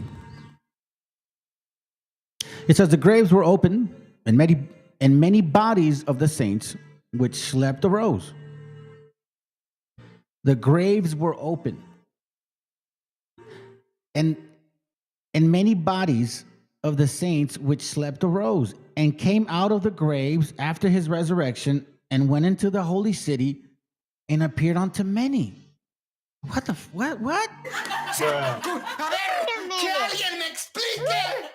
you? Wouldn't this be like the coming, like he's here, yo, the dead wake up? Isn't that what the Old Testament said? That if a Jesus would return, the dead would come? Is that what the Old Testament said? I mean, am I confused here? So we're talking about zombies? Fucking zombies, bro? Coming out of the grave? Why is this not written? Why did Josephus or these famous writers not write about some dead people coming out of their fucking graves, bro? It's about total control.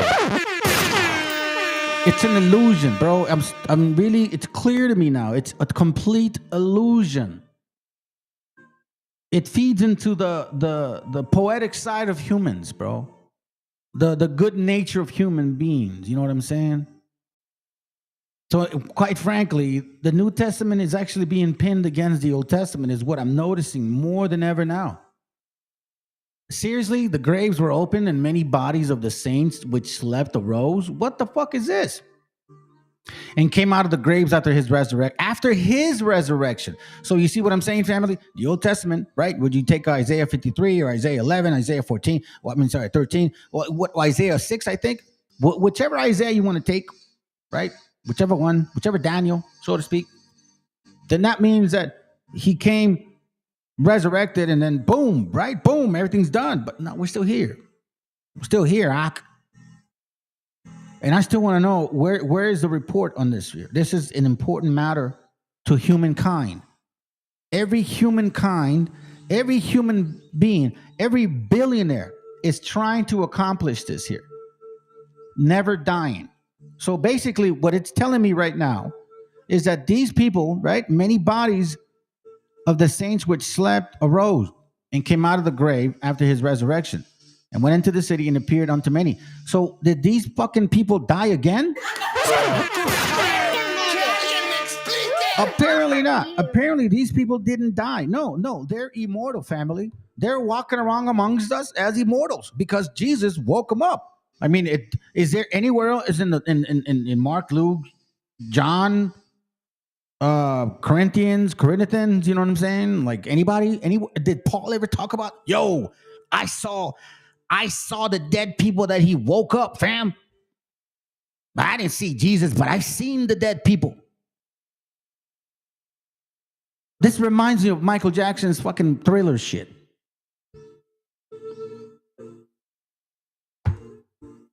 I mean, what you want me to say to you, man? You want me like, and look, listen, I already know, bro, that I have people that don't listen to me anymore. Whether you unsubscribed or not, I don't know. It's funny to me that you didn't really unsubscribe. So I think what I'm saying is partially you're kind of resonating with it. You just don't want to embrace it just yet. I don't want to be crazy, man. I don't want to be crazy. I don't want to believe in just craziness just because I want to feel good. No, fuck that shit, bro. If I'm being lied to, I want to know how and why, and I need to get to the bottom of it. Fuck this shit, man. This is where you completely lost me at this point. There's no Christmas Christian that will ever convince me again, ever. You cannot explain this shit. Yo, that's what no, that's his fucking fourth return. Look, check this out. It's his fourth return. You want to know why? Because, all right, so he dies, right? And then he shows up to marry his mother. Okay, he dies, and then Mary and the other Mary, or like three Marys, are going to the they're like going over there like to go see his body and shit. The sepulchre. Matthew 27. It's actually right here, right? And it says let's see, 27:60, and laid it in the new. I'm sorry. Verse 59, Matthew 27:59. And when Joseph had taken the body, he wrapped it in a clean lined cloth and laid it in his own new tomb, which he had hewn out in the rock. And he rolled a great stone to the door of the sepulchre and departed. And there was Mary Magdalene and the other Mary sitting over the great sepulchre. The next day that followed the day of the preparation, the chief priests and Pharisees came together to Pilate, yada, yada, yada, right? So check this out. Here we see, though, that these, not in this verse, I think it's the next one. So we see that this is where he wakes up again. And at the end of the Sabbath, it began to dawn towards the first day of the week. came Mary Magdalene and the other Mary to the sepulchre, and behold, there was a great earthquake, for the angel of the Lord descended into heaven. And boom, he showed up again. Okay, that's the first time. So he showed up again. So he shows up, right? No, but no, hold on a second. No. He showed up. That's twice already. Because the Old Testament says, well, these religions say that in the Old Testament, he's supposed to come. So he came once in the New Testament, okay? Then he dies. Then he comes again right here by moving the rock, okay? So he's kind of going around and, you know what I'm saying? Like going through those areas and shit, okay? Now, it gets even more interesting. Unless I missed it. He comes back again the third time. And how do I know this? Because in Acts 1, way after the Gospels, which were not written by Matthew, Mark, Luke, or John. They were written by some other people. It says here that he appears to them again. Acts 1 and 4. And being assembled together with them, commanded them that they should not depart from Jerusalem, but wait for the promise of the Father, which said he, ye have heard of me. For John truly baptized with water, but ye shall be baptized by the Holy Ghost for many days. Then it says, when they therefore came together, they asked of him, saying, Lord, wilt thou at this time restore again the kingdom of Israel? And he said unto them, it is not for me to know the times or the seasons which the Father had put in his own power. Boom. That's 3 times already. 3 times. And then he shows up to Paul again, comes back for the 4th time, bro.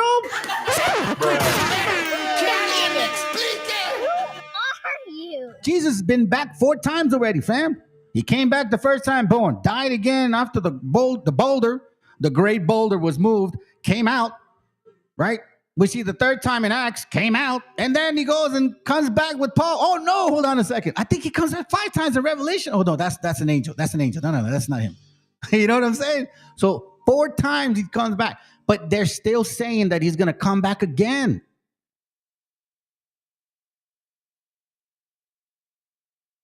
So he's going to come back the 5th time? So on the 5th time is when the resurrection of everybody? I'm still wondering, where the hell are those damn zombies walking around to this day? Because if the people died and were born again, that means that's eternity. So that means they didn't die again. So we got fucking zombies walking around in our world, fam. Hey, this is no crazier than this right here.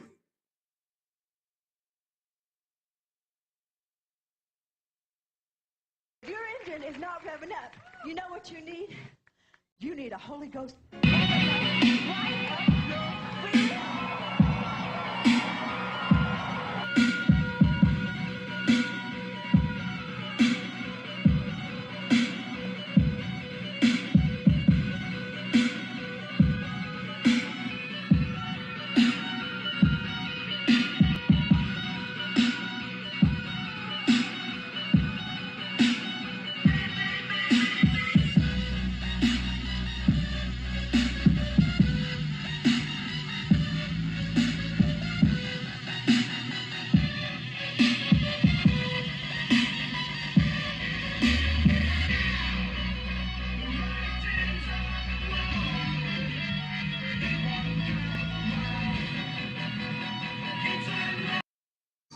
I'm telling you, man. That's what it's come down to, fam. Like, what else turns them into becoming people like that? Seriously, bro. Y'all are going crazy in there. Shaking your heads like you're doing rock and roll. Ritual of communion. Check this out. Check this out. I want to show this to you real quick. Just a little short video. This is a little short video right here. Yeah, just the most replayed, and then we move on to, let's see, I think here. Is it this one or this one? Oh, I think it's... Okay, let's go here real quick. I want to show you something. Watch this.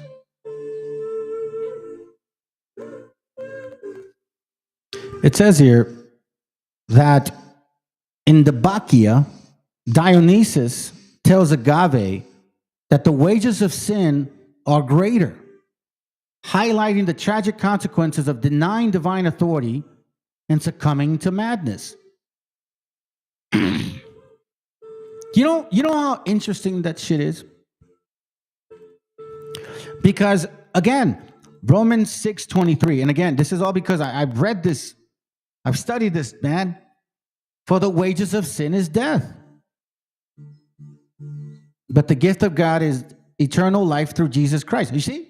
We just read that Jesus revived the fucking dead from the ground. Okay? So if he revived you, then that means you were not sinning anymore, and that's eternal life. So that means you're a zombie walking around this earth. And on top of that, Paul just referenced right now what sounds to me like a very Roman tradition. But the Bacchia, Dionysus tells Agave that the wages of sin are greater. What? For real? And highlights the tragic consequence of denying divine authority and succumbing to madness. And you want to know why that sounds very interesting? Because when you read Romans 7, it actually is talking about that. That's why a lot of you guys, when you start reading this stuff, you're like, what the hell is he saying? The law of sin. What should we say then? Is the law sin? God forbid. Nay, I had not known sin but by the law, for I had not known lust except by the law. The law had said, thou shalt not covet. Then it says, by sin taken occasion by the commandments wrought in me all manner of concupiscence. For without the law, sin was dead. He basically is saying that if you succumb to your madness of sin, instead of giving yourself to divine authority. So it's basically saying an inner fight within yourself. The wages of sin are greater. So you have a fight within yourself. This is exactly what Paul was talking about. But again, it's not whether it's correct, whether, oh, you should believe this, it's just philosophy. No, it's the fact that it's a very prior to Christian doctrine talk. This is, in a sense, Roman mythology when you take philosophy within it, its core. Because that's what philosophy is about. If you read Plato or you listen to Aristotle, right? They talk like this. Wages of sin? What?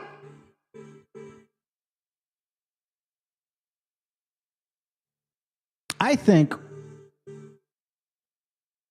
it's just a matter of time, because even these people here, they're having a hard time within themselves, family. Seriously. Let me see, I had the video up here or what? Is it this one? Is this one? Okay, I think it's, hold on a second. Let me go back here. I have a video to show you. I might have missed it.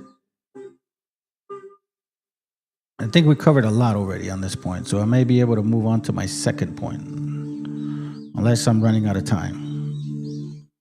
Let me see where you at. Where you at, bro? Where you at? Hold on a second. Let me look for this. Hold on a second, fam. Let me see. Go back. So go back. Oh, I know where to can find it. Got you. Here it goes. Check this out, family. Here it goes. Hold on. I'm gonna move this over here.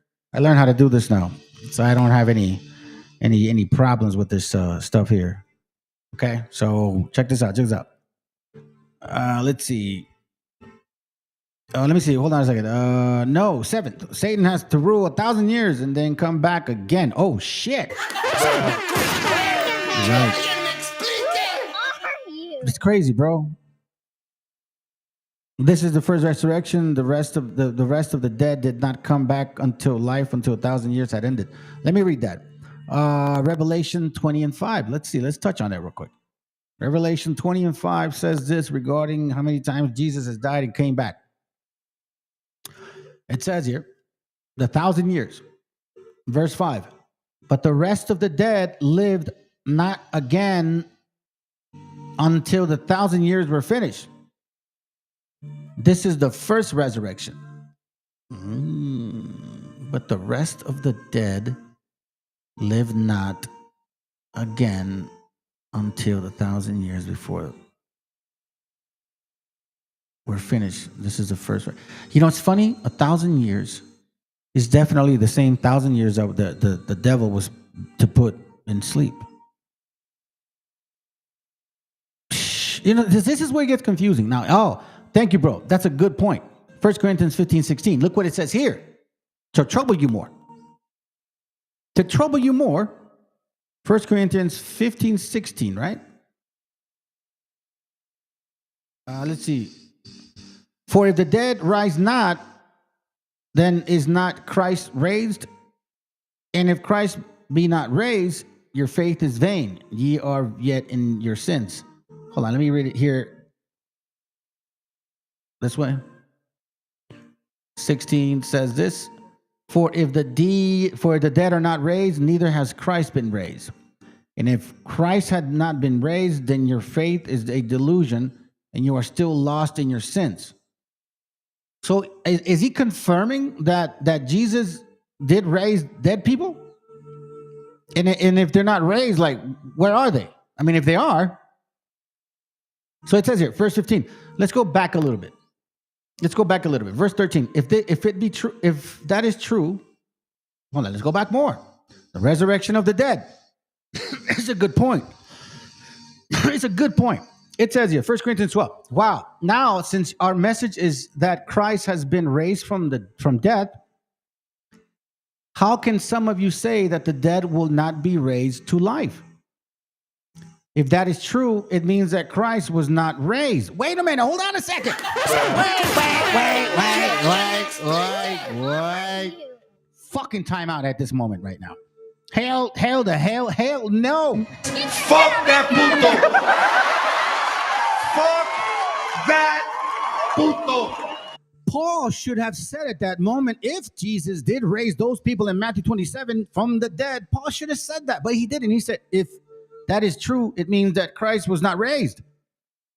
He would have said that. If that is true, then that means Christ never raised those dead people from Matthew 27:52. Hey, wrong button, but it doesn't matter. If that is true, it means that Christ was not raised. And if Christ was not raised from death, then we have nothing to preach and you have nothing to believe. They're probably talking about, like, you know, did he really come out of that fucking, what do you call it, the boulder? But then again, there's no conversation of dead people here. More than that, we are shown to be lying about God because we said that he raised Christ from death. But if it is true that the dead are not raised to life, then he did not raise Christ. For if the dead are not raised, neither has Christ been raised. So here never mentions once that Jesus raised the dead from the ground. Not at all. Here's actually saying regarding him himself. Let's be mindful of this. Now, since our message is that Christ has been raised from death, how can some of you say that the dead will not be raised to life? If that is true, it means that Christ was not raised. Do you see what I'm saying? If that is true, he should have said, did you not hear of the men and women that all the Jews saw after Christ resurrected from the dead? So did they? Didn't you know what I'm saying? Come on, man. Come on, dog. Come on, man. Come on, dog. Come on. Don't do this to me. Come on, man. Verse 16, for if the dead are not raised, neither has Christ been raised. And if Christ is not, look, there's no reference of Matthew 27 here whatsoever. No reference of Matthew at all. No reference whatsoever of Matthew in these verses whatsoever regarding the raising of the dead. Yes, at this point, I truly believe that. When you listen, I'm not even really getting into the Paul scripture just yet, bro. I got a lot on that one. That's why I'm not even rushing on that one, because I'm like, I'm just gonna thoroughly decimate that shit, because I'm already seeing it clearly, like the discrepancies. For example, this is a great example. Great example.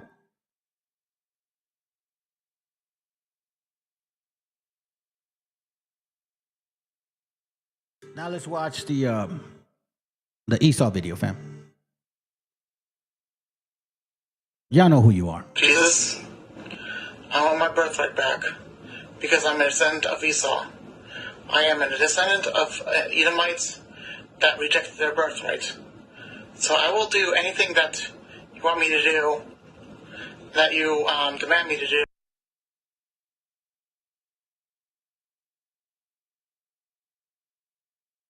Esau, he will do anything you command him to do, God. I'm going to tell you something, family. The moment I started, I mean, this was before, right? Before I was even starting to see these things in the New Testament. I always thought about what am I supposed to do? Like, seriously. And after I read these verses, it literally started allowing me to see things for what they were. Without narrative, without emotion, without wanting to fit in, none of that shit. It's like you either are or you're not. You're either pregnant or you're not pregnant. You know what I'm saying? You can't be half pregnant. So you're either part of this book or you ain't part of this book. It's very simple. And somebody's wrong. And we're all going to find out, hopefully. Isaiah 51:1 says this, and the Lord says, listen to me, you that want to be saved, you that come to me for help. Think of the rock from which you came, the quarry from which you were cut. Think of your ancestor Abraham, and of Sarah, from whom you are descended. When I called Abraham, he was childless, but I blessed him and gave him children. I made his descendants numerous. So it says, look unto Abraham. And I started looking unto Abraham, his history and who he was, where he came from. I started seeing what others did not want to talk about. Maybe I'm sure they saw it. They just didn't want to talk about it because it doesn't fit the narrative. It doesn't fit the narrative. All right, so now, with that said,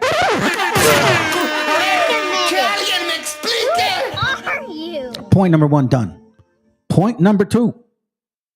Point number 2, fam. This is why I didn't do a class yesterday, because I wanted to make sure I have enough understanding and energy for today. So we talked about tackling the pretendians claiming to be people of the book because God supposedly blessed white Jesus. Now we're going to tackle part 2 regarding those claimers, those so-called believers that they're Deuteronomy 28 and shit, and always complaining about how the white man did this, the white man did that. However, they don't see what they did to them. And they don't see that they all work together. So it's like, I don't feel sorry for y'all.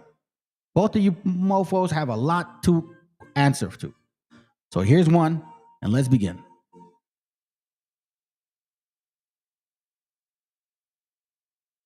Officers and pretendians busted for posing as tribal pretendians. This is point number 2, fam. We tackled point number 1. Now we're going to tackle point number 2. And here we see a couple of black pretendians busted for posing as tribal officers. Oh my God.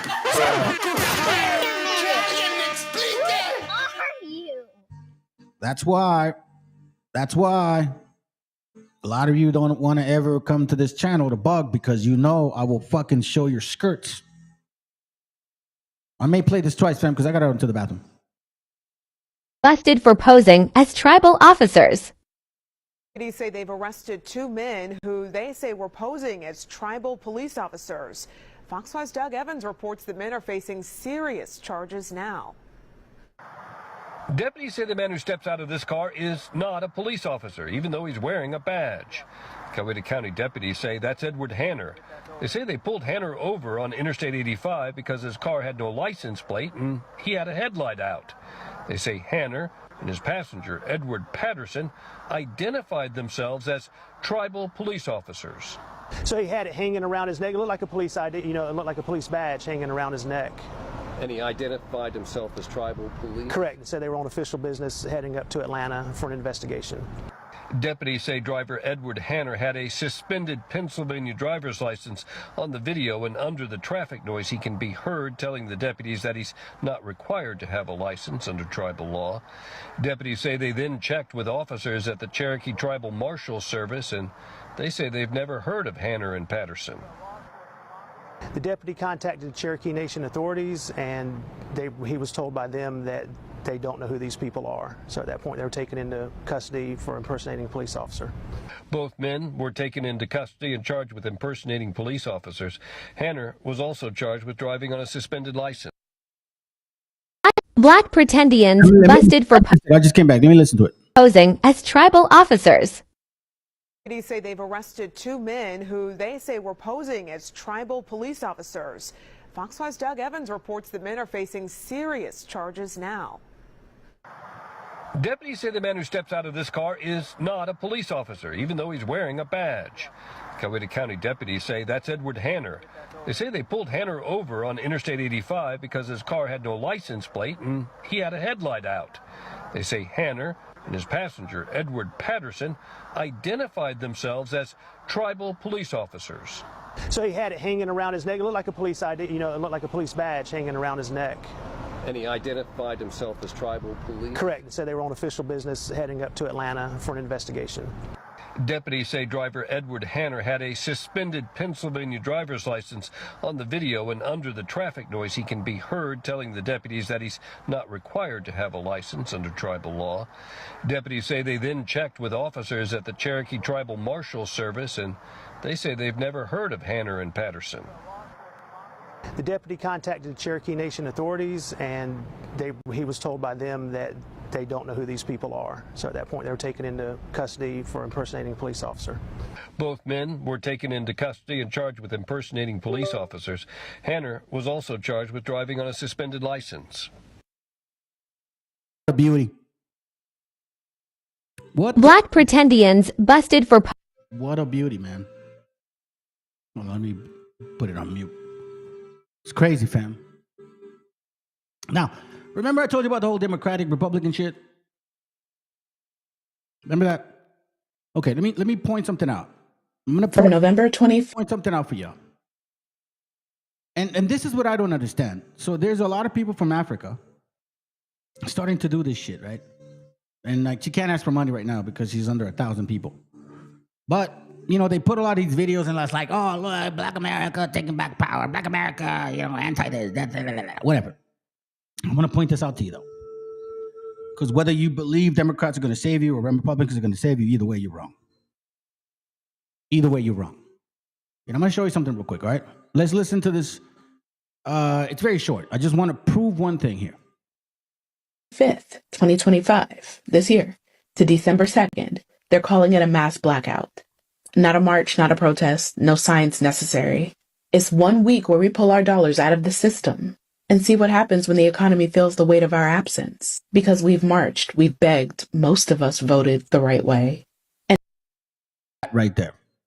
Most of us voted the right way. Most of us voted the right way. What is the right way? You mean, Kamala Harris. So since you didn't vote for Kamala Harris, right, This fascist. they're saying you voted the wrong way. But let me remind you, whether Kamala or Donald or Obama, they all been deporting our people. Some with a smile on their face, saying you're my homie, black and brown power, dog. You know what I'm saying? Others are like, fuck you, I don't like you. What would you prefer? You know how they say, have your enemies close or some shit like that? It's kind of the same concept. Listen to this. This Immigration and Customs Enforcement Agency, Trump's Gestapo within the Department of Homeland Security. I'm tired of these weak Democrats. We threw immigrants under the bus in 2024. I've never seen a complete abandonment of the immigrant community that the Democratic Party had last fall. Hey, it's Jordan with Status Coup. This is Ashley with Status Coup. On the ground. In Philadelphia. Flint, Michigan. East Palestine, Ohio. Please support the leading independent news outlet on the ground. Covering what the corporate media covers up. Okay, so I am here outside of the gates of, again, the so-called Alligator Alcatraz. I am speaking with Oliver Larkin, who is running for office. So, Oliver, first of all, what are you running for, and why are you here today? I'm running for the United States House of Representatives in Congressional District 23 in South Florida, which includes Broward and Palm Beach County, currently represented by incumbent Democrat Jared Moskowitz. And I'm here today to stand with the immigrant community in South Florida and all across the country. I think what this fascist administration is doing is awful. I couldn't countenance it.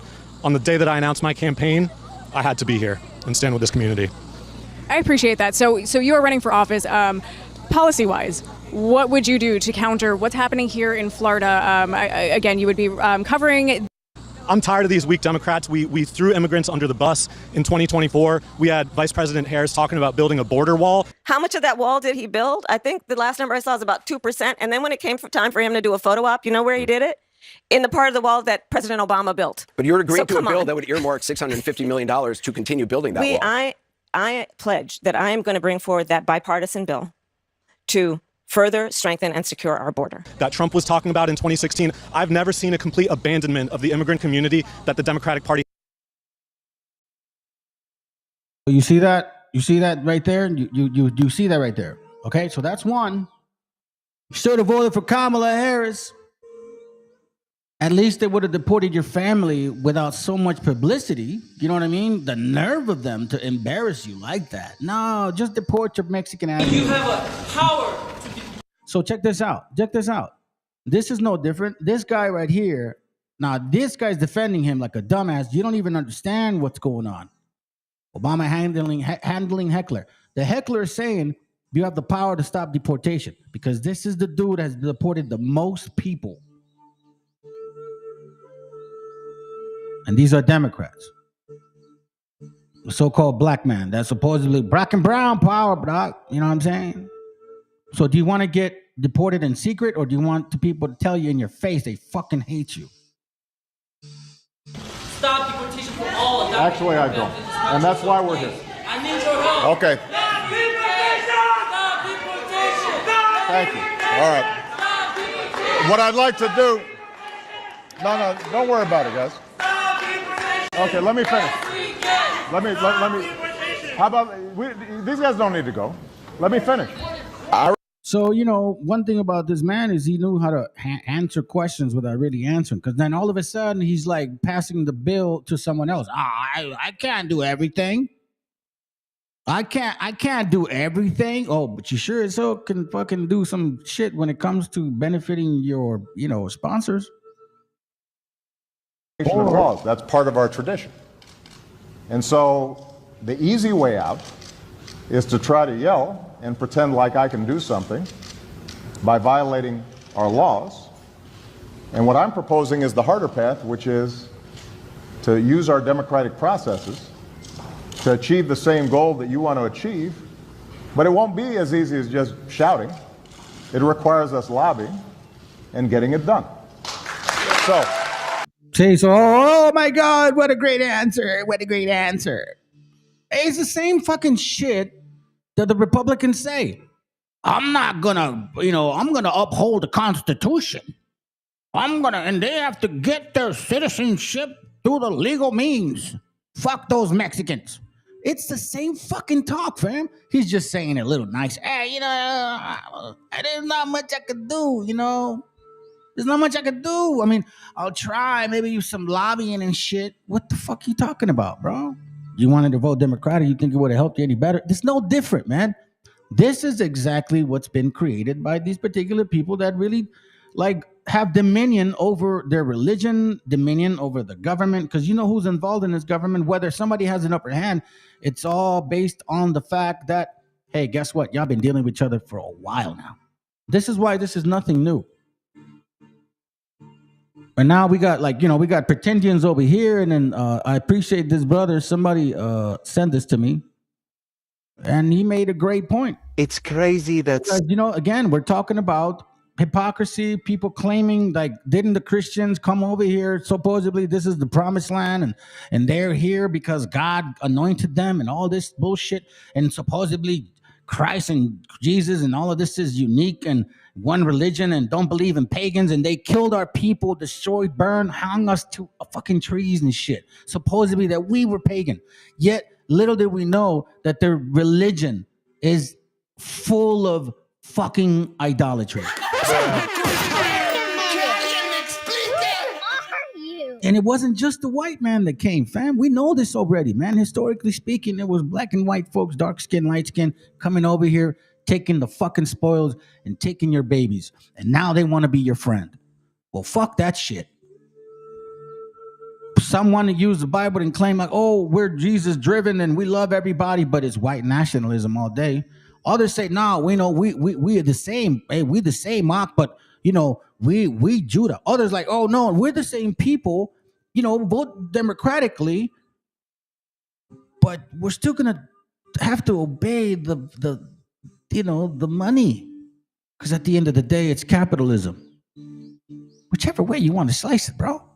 And now, while you're over here being a sideshow, you don't mean nothing to this damn fucking environment because you ain't shit. That's why they're trying to deport even legal so-called Mexicans, even U.S. citizen Hispanics, Latinos, whatever they want, whatever they consider to you be. Like if you look, basically, you don't necessarily have to look like one of us Mexicans, Mexicas to be Mexican. If they think that you are just not like them, they're going to call you that right there. And then on one end, you have another group that says, oh, no, we were here first. We were here first. FPA, you know what I'm saying? Foundation of Black Americans / Hebrew / African / Asian / Roman / Greek / fucking Egypt. Like, it slashed a lot of it. So thank you, bro, for sending me this. Let's go. Some Black Americans are desperate to dissociate themselves from African heritage, despite the obvious genetic characteristics that resemble that of African people. You are wearing African DNA, but you vehemently disagree with being associated with African heritage. And then they are so desperate to cling to that continent that they were shipped to, fabricating some type of history where they are related to Native American Indians. Most of you look nothing like Native American Indians. Nothing. In fact, Native American Indians look more like Mexican people, and you can see it based on one genetic characteristic, the hair texture. Now, I do understand that some Black Americans will have Native American DNA in them. This is by virtue of being on that continent for the past few centuries. Cross-pollination will take place. So that was inevitable for the mixing of DNAs to occur. But for Black Americans to deny African heritage is really a mental illness. Imagine a Chinese American said, no, I'm native to America. You would look at them as though they were crazy, because you can see obviously that their genetic traits say otherwise. How can you as a Black American stand there, look yourself in the face with African characteristics and tell yourself that you are more closely related to Native American Indians? This is a sickness. This is a sickness caused by Black people being around white people for too long, and I don't see myself as Black. What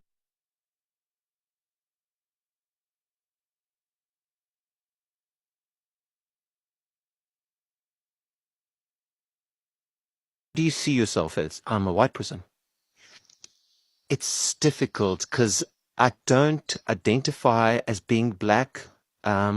Also, like, I was brought up white, so I'm white. Eventually, your Blackness or your Afrocentricity gets whitewashed to a point where you start to demonize being African. You start to look at it as a subclass of people, a class of people lower than your own, yet you are the same. Do you see the cognitive dissonance? You have Black Americans boycotting African businesses. You are boycotting your roots. This doesn't make sense. You have Black people hating on African artists. This doesn't make sense. These are your roots. You are hating on your own roots, and you are so desperate to cling to made-up roots. Wake up. Then you get the Black Americans who say, nah, you don't really know us. You looking from the outside in. Sometimes it requires looking from the outside in to gain an objective perspective on the general behavior of a group of people. And I can relate to this as a South African because South Africans experience similar cognitive dissonance, where South Africans are xenophobic towards other Africans. Yet we are the same. If you look at the world right now, it's a bunch of African people fighting other African people for God knows what. We don't even understand why we're fighting a lot of the time. We are just angry. We're so angry from all the colonialism. We're now fighting each other for that shit. So now you see what I mean. On one angle, you got this situation. On the other angle, you got the other ones that claim that this is their promised land.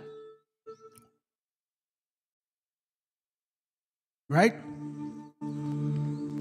This is their promised land. Now, we were in the Gospels earlier. Now let's go to this one here. This is where it gets interesting. Okay? For the sake of BHIism, I'm going to read KJV. All right? And by the way, look, I'll even give you guys an opportunity to defend yourself. Seriously. I want you on the screen. The first thing I want to look at is this. 2 verses, all right? We're going to go ahead and we're going to go back. I'm going to play around in this chapter. It says in Deuteronomy 28:64, "And the Lord shall scatter thee among all people from one side, from one end of the earth even unto another." Okay? And there, let me just read it. "And there thou shalt serve other gods, which neither thou nor thy fathers have known, even wood and stone." So, usually, BHIs, the false doctrines, stop here. Like they emphasize this thoroughly. Okay? But they ignore this right here. And the reason why I say that, fam, is because on verse 64, it says that you are going to be, like, you're going to be cursed, and God's going to send this nation or nations from afar, and they're going to take this, and this, and they're going to do this, and this. And then it says, and God's going to scatter you, right, all over the world, and you're going to serve other gods which neither thou nor thy fathers have known. Okay? Considering this doctrine, that means that who's going to come and conquer your fathers, like you and your fathers have never known these people. You've never had an encounter with them. You don't know about their wood or their stone. You don't understand their religion. You don't know about their gods. You know what I'm saying? Like, you have zero clue of who they are. You have never met them. Neither your fathers, grandfathers, great-grandfathers, great-great-great-great-great-great-great-great-great-grandfathers. Like it's been a long time. You know what I'm saying? Right? If you believe that we migrated here and we left around 538 BC, that's 500 years, give or take, right? Add another 2,500 years ago, so to speak. All right? So that's quite some time. So that to me makes a lot of sense. But here it says that, like, you're not going to know these people. Verse 36 says something identical. Watch this. Verse 36 says this: "The Lord shall bring thee and thy kings, which thou shalt set over thee, unto a nation which neither thou nor thy fathers have known. And there thou shalt serve other gods, wood and stone." So you would not know. So your fathers wouldn't know them. They wouldn't know the gods. You would not know these gods. You would not know these people. Your fathers and your great grandfathers, like a long generation, right? In verse 49, it says, "The Lord shall bring a nation against you from far, from the end of the earth, as swift as the eagle flieth, a nation whose tongue thou shalt not understand." A lot of times we focus on this part, like, oh shit, an eagle, blah, blah, blah, Rome, all these white people and shit, whatever. BHI does that. But then, you forget about a nation whose tongue thou shalt not understand. Now, why is that important? Why do I bring this thing up first? First and foremost, because of this. Okay. We have a group of people, just like the other group that I was exposing earlier, with their paganistic religion and shit, right? We got a group of people that now, all of a sudden, just ignore this. Now, all of a sudden, they don't want to, they don't want to admit it. So let me explain something to you, because a lot of you people that believe, your Hebrewism, you always want to take credit for all of Africa. But then when I point out certain things about those locations, then you want to ignore those things, right? Okay. So here we see that Cyprian of Carthage,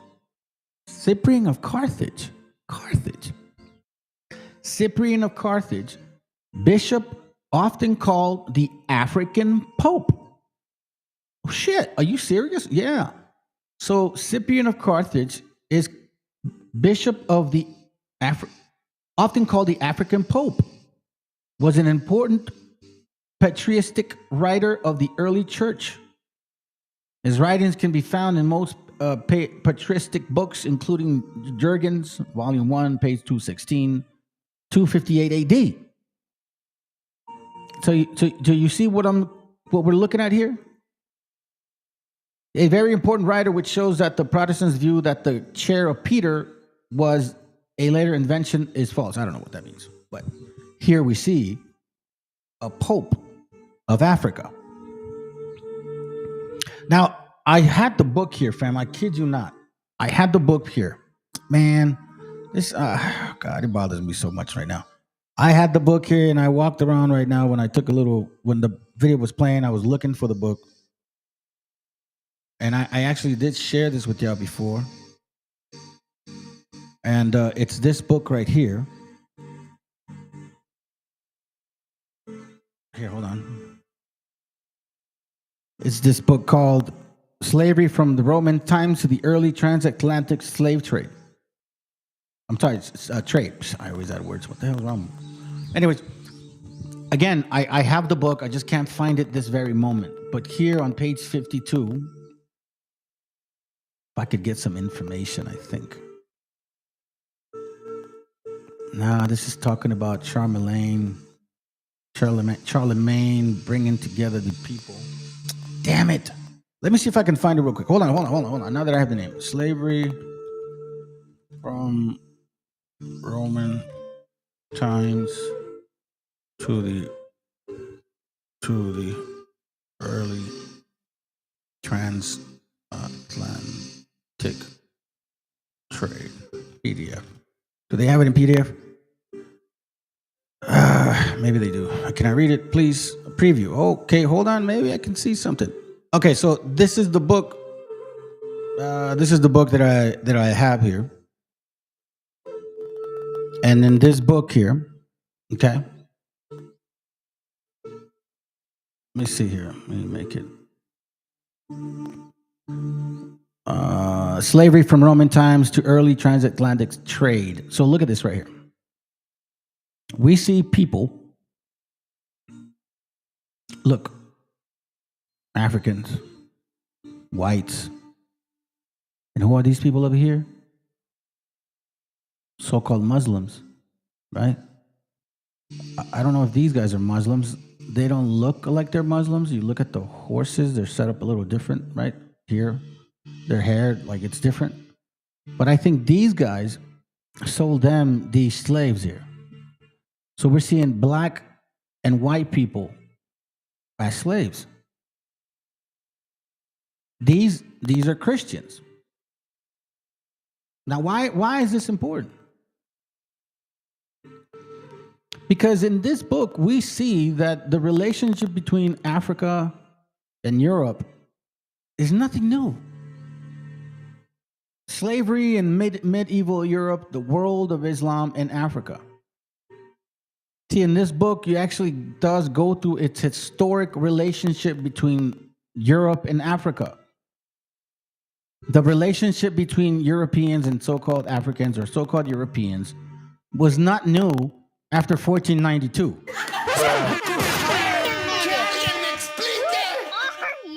So we have people that family, they told you themselves, we ruled Europe from 711 to 1492.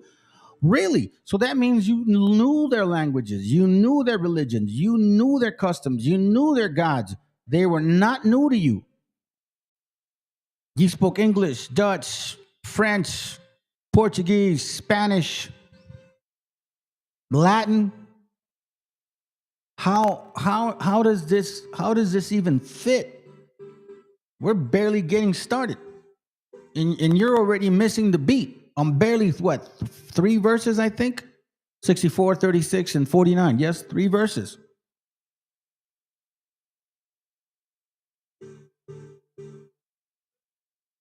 All right, so apparently that's, that's not an answer. Izzy, what's up? FBA who claim they are native to these lands are just, yeah, I think they're just grifters, bro.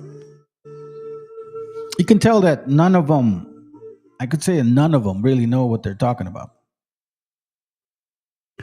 You have to stay, they have to stay in a little circle, because as soon as you pull them away from the little circle, they stretch too thin. They cannot handle a verse conversation like the ones we're having on these channels here. Because I can go back in history, 1492, 700, 500, AD, maybe even 500 BC, 400, 300 BC as well. I can get into current events, democratic events, Like I can see things, like I said before. It's like I'm in a circle of words, and all I can see is what I read. And when you start getting really deep into what things mean, you really start realizing that they don't know what they're talking about. For example, in every single damn fucking camp video that I've been, shared, because I don't look at that shit no more, but every now and then I have brothers or sisters sending me some stuff. And I maybe listen to it, and then eventually, like within 5 minutes, you get into this verse right now, real quick. BHI, IUCPK, IUIC, all of those foolishness, right? Deuteronomy 28:66 says, "And the Lord shall bring thee into Egypt again with ships," right? "By the whereof I spake unto thee, thou shalt see it no more again, and there thou shalt be sold unto your enemies for bondmen and bondwomen, and no man shall buy you." That's very typical. And they always mention, Egypt is bondage. You go to Exodus, basically. Exodus, I think, 2 and 20, if I'm not mistaken. To prove that Egypt is bondage, right? Okay. And then they also go into verse 60. Moreover, he will bring upon thee all the diseases of Egypt. Blood pressure, thyroid issues, diabetes, blah, blah, blah, AIDS, they go there. And they tell us too. Okay? Right? Even like Fopi dumbasses and shit. They run to this stuff, right? You know what I mean? But then, which thou was afraid of, and they shall cleave unto thee. So you run on verse 60 and 68 all day, every day. Right? You run on it every single day. But then we ask you,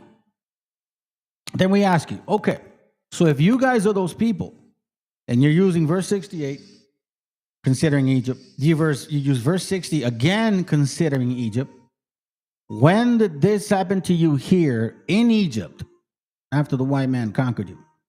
Deuteronomy 28:27, "The Lord will smite thee with the botch of Egypt, and with the emerods, and with the scab, and with the itch whereof thou cannot be healed." When did you get smallpox here in the Americas?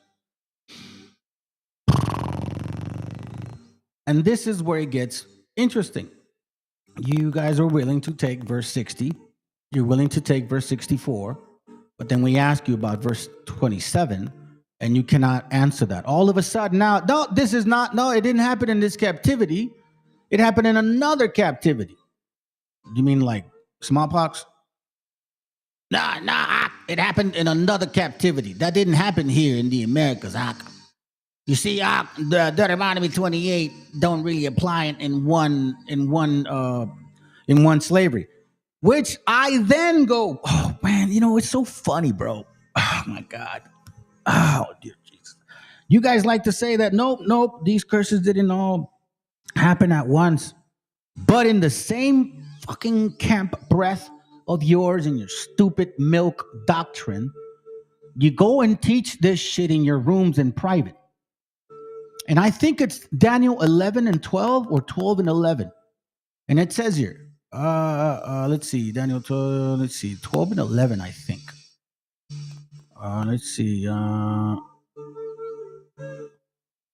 If any of you brothers can recall Daniel, where it talks about that this was the worst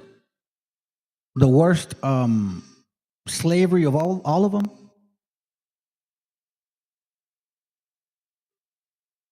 I think it's Daniel. Man, I can't. Is it 10? It's been a while. I know it's in 11 or 12. It's understood the word speak. And hold on a second.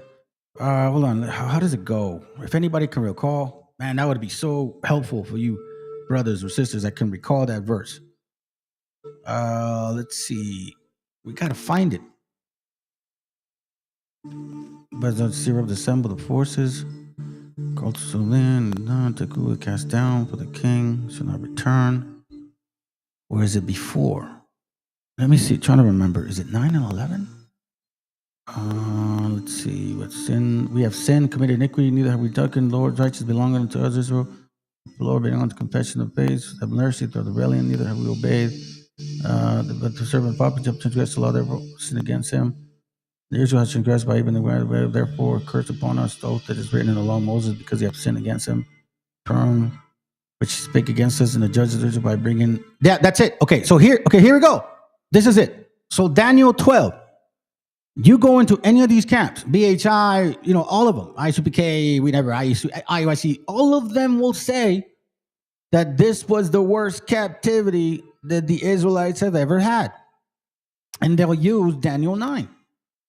And says, verse 12, and he had confirmed with his words, which he spake against us and against our judges that judge us, by bringing upon us a great evil. For under the whole heaven had not been done as he had been done upon Jerusalem. So here they go and say, this is the worst captivity we had.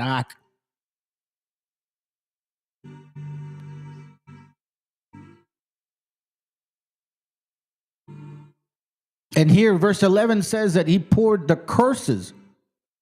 Yea, all Israel have transgressed by the law, even by the pardon that they may not obey thy voice. Therefore, therefore the curse is poured upon us, and the oath that is written in the law of Moses, the servant of God, because we have sinned against him. So it says here, verse 9 and 11, it's like, yo, listen, this time I'm going to punish you as bad as it gets, as worse as it's ever been. And you guys go and run to it and say, this is the worst captivity we've been in. And then when we, or me, for example, start pointing out these little particulars, verse 22 doesn't apply to you. Oh, well, that didn't really happen in this captivity. Verse 27 didn't happen to you. I'm sorry. Well, that didn't happen in this captivity. So what are you saying? Are we talking about the worst captivity ever? Because it says here that these are the curses that Moses will put upon you. Well, the Most High will put upon you. It literally says it in Daniel 9, 11, and 12. That's the worst, and he's going to go put them all on you. So that means that you, if you are these people, you should be going through every single one of these curses without a fucking missing T or dotted I.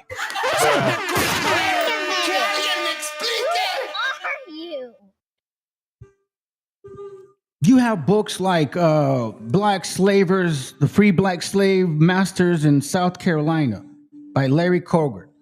You have books like, for example, The Black Society in Florida or Spanish Florida by Jane Lander. All of them talking about black folks owning slaves. All of them. Every single one of them.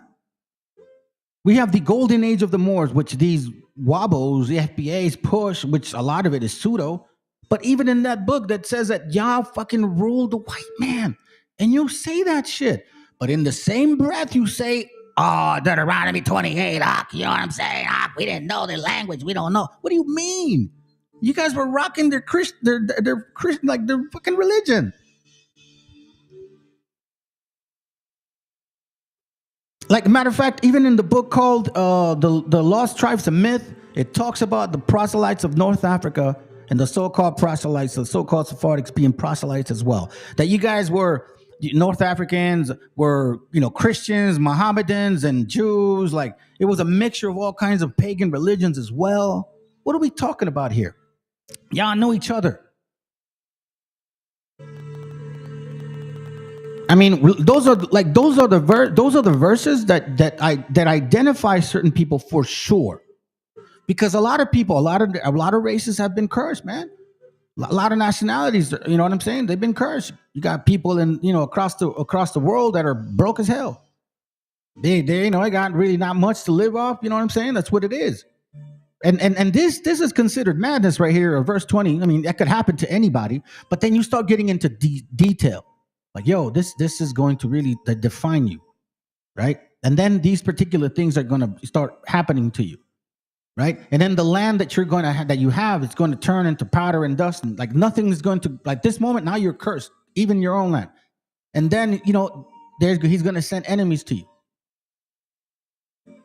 And then matter of fact, they're going to make such a destruction that carcasses will be left behind, that the animals will be chopping them up in pieces, vultures, because there'll be no one left to sway them away. And we have documentation that happened to us here. And we know that we went through smallpox and decimated us. And we know that first, when we got attacked that way, we have books that actually show that after a while of seeing all of us fucking dying for smallpox, man, we started going mad.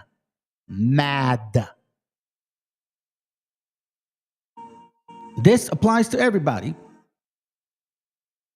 This can apply in some cases, but then you start getting into details here. You're supposed to be in your own land when this happens to you. Your sons and daughters should be taken in your own land when this happens to you.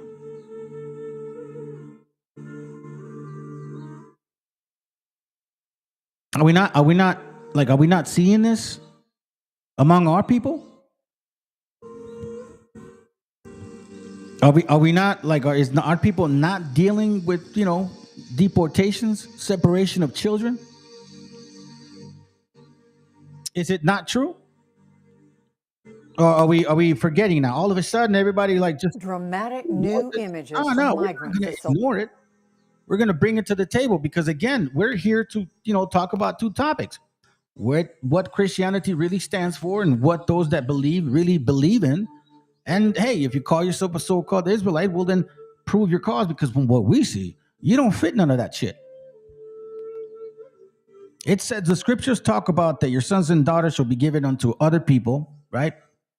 And thine eye shall look and fail with longing for them all day long, and there shall be no might in thy hand. This does not mean to have your daughter and your son go and shoot and cause rampant, get arrested, and now you can't see them. So now you're, oh, my baby. No. If he's a criminal, fuck, this don't apply to criminals. This applies to people that don't deserve to go through this.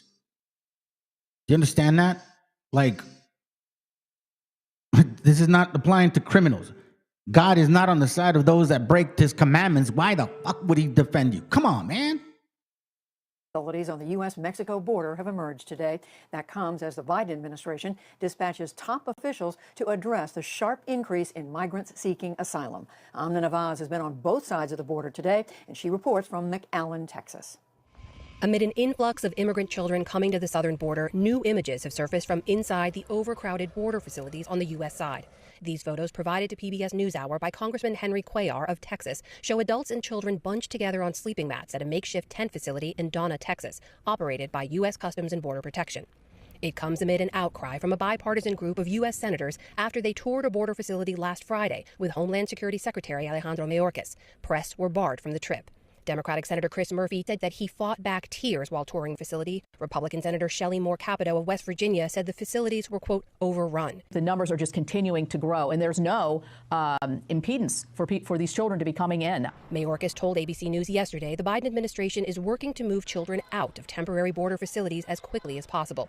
He added one final message for immigrants hoping to journey north now. Now is not the time to come. Do not come. The journey is dangerous. We are building safe, orderly, and humane ways to address the needs of vulnerable children. May come here, especially Christmas Christians, white nationalists predominantly. You'll say, well, they need to stay back in their country and start helping their country. Okay, well, I would say to you, white man, stay the fuck out of their country. Stop eating the resources that they own. Venezuela is only in these situations because of what the fuck you've been trying to do since Noriega was there. I'm sorry, Noriega, since Chavez was there. Noriega's from Panama. Which ironically, what you did in Panama, you're trying to do in Venezuela again. It's all about the oil. I mean, you said it yourselves. And this is really the functionality of Christianity. That is the true functionality of Christianity, fam.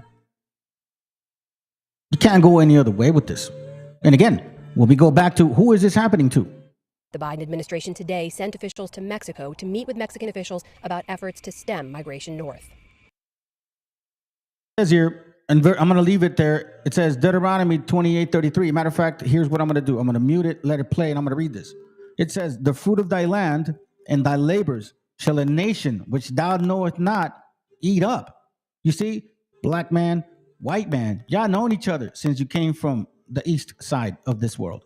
Do you understand that? So a nation which thou knowest not shall eat up, and it says, the fruit of thy land and all thy labors shall a nation which thou knowest not eat up, and thou shalt only be oppressed and crushed always. Here it says that the so-called strangers that came from afar would be doing this to the people that received y'all. That cannot apply if you guys knew each other even back in those days. You've been enslaving yourselves for quite some time. So verse 33 is out the door.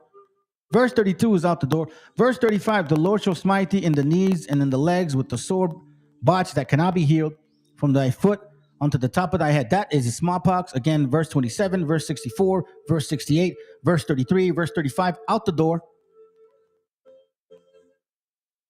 So we're seeing here literally. Let me pause it real quick because you guys got to see what I'm seeing. Verse 43. Okay, we're identifying certain people and we're making sure that they understand, like, do you really fit these particulars? The stranger that is within thee shall get above thee very high, and thou shalt come down very low. What stranger? We didn't know you guys. Latin, we did not know Latin. Do you understand that? And all the languages of Latin, or that branch out of Latin, are spoken now. Our fathers have never known them. The white man and the black man have known each other. There's no way y'all can say that you're Israelites, either one of you. Then it says, he shall lend to thee, and thou shalt not lend to him. He shall be the head, and thou shalt be the tail. What do they say about Mexico and everywhere else? From Mexico down, Central and South America, es el trasero de Estados Unidos. This still does not apply to you. Again, man, we are just trying to figure this out. Because again, verse 40, thou shalt have olive trees throughout all thy coasts, but thou shalt not anoint thyself with the oil, for thine olives shall cast his fruits. Where is your olive oil? It's not about the oil. They're spreading the gospel while them Matthew 24:14. Let me see what Matthew 24:14 says and shit. Matthew 24:14. It says here, and this gospel of the kingdom shall be preached in all the world for a witness unto all nations, and then shall the end come. Hey, I think that's why what do you call it? Vocab Hamon. Like, he really needed BHI to thrive his channel, because other than the BHI, he didn't have nothing. I think he tried with Islam, but it didn't really click. And again, it says here, let me not forget the point. Let me go back. That's a good one. Thank you. Deuteronomy 28:41 says this. Watch this. Hold on a second. Hold on. It says, thou shalt beget sons and daughters, but thou shalt not enjoy them, for they shall go into what? Captivity. Let's go. Across the bridge, the border crossing into Mexico. In some cases, they didn't know they were being sent back to Mexico until they were dropped off. We met with a lawyer who actually works with some of these families. Her name is Jennifer Harbury. She works with a group called Lawyers for Good Government. And here's what she told us about some of the migrant families we met sheltering in one particular park. Almost all of these people are Central American families with children, including small children, who tried to cross and were sent back under the COVID rules. They were just dumped at the foot of the bridge. And now they've been forced to stay over here, close to the foot of the bridge.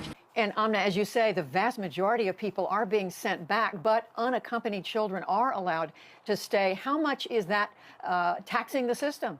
Oh, incredibly, Judy. I mean, we've been seeing this in the reports. We've been reporting this on this ourselves. Our system is not meant to handle this many unaccompanied children, and those numbers have been increasing. We now know, according to a source familiar with the information who isn't allowed to speak to the media, we know that backup, the fact that the shelters that house these children, they're supposed to be transferred to, working under reduced capacity in the pandemic, there's a backup now in the Border Patrol facilities where children are not meant to be staying. We now know over 3,000 of the thousands of children in Border Patrol facilities have been held there longer than 72 hours. 72 hours is the legal limit they're supposed to be there. We also know over 800 have been held in those facilities for more than 10 days. Now, one of the things I should point out is with some of these migrant families we spoke to who've been recently expelled, they now feel they have to make a tough choice. See this, though, like even though you have, Canaanites, I'll call you right now, claiming that somehow you still fit within.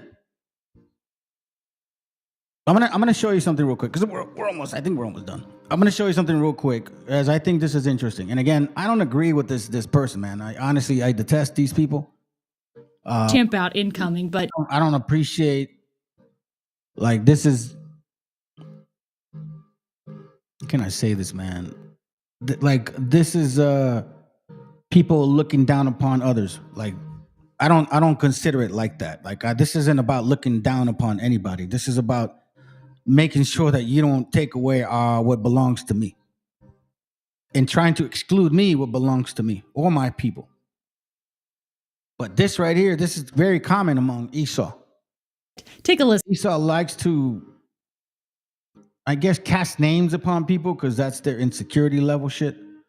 But look, man, I'm only going by how y'all move, and I'm bringing out documentation, and it just happens to be that it's matching my point here. So you guys decide what you believe. Let's go. Listen to this. This is crazy. Here she's at the beginning of the video. She's like, "We don't need the EBT money. We never needed your handouts." And then she's like, "But if you take this EBT money away from us, we're gonna eat you." I was like, okay, whoa, easy, crazy chimp out incoming. But take a listen to this. I just wanted to come real fast just to make this video, just to make something very, very clear to the white man.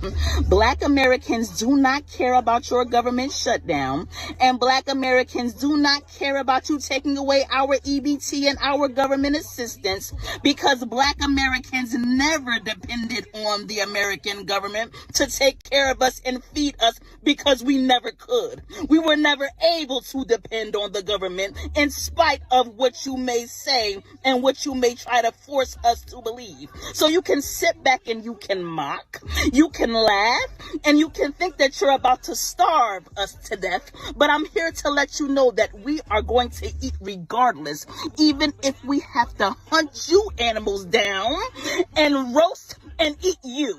The delectable crackers and cheese. We will make it happen if we have to. Trust and believe me.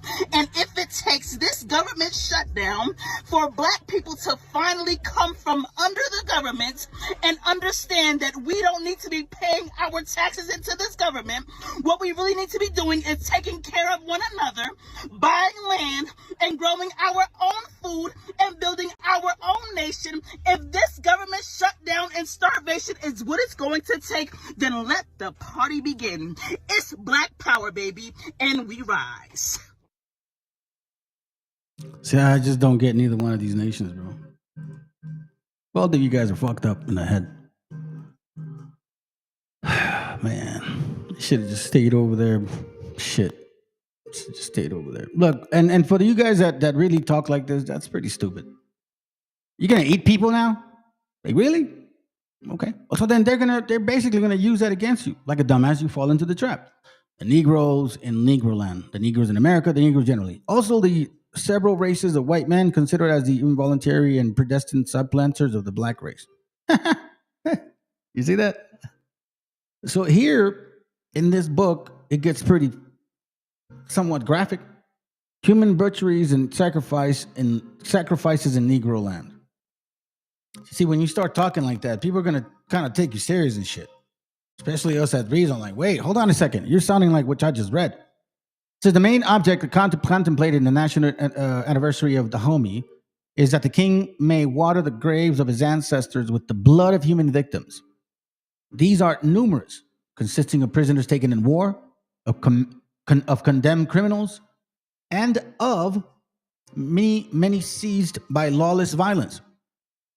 The captives are brought out in succession with their arms pinoed, and a fetisheer, laying his hand upon the devoted head, utters a few magic words, and while another from behind with a large scimitar serves it from the body, when shouts of applause ascend from the surroundings multitude. Isn't that how they say that the Azteca or the Aztec our people were doing and shit? See how it makes you wonder, doesn't it?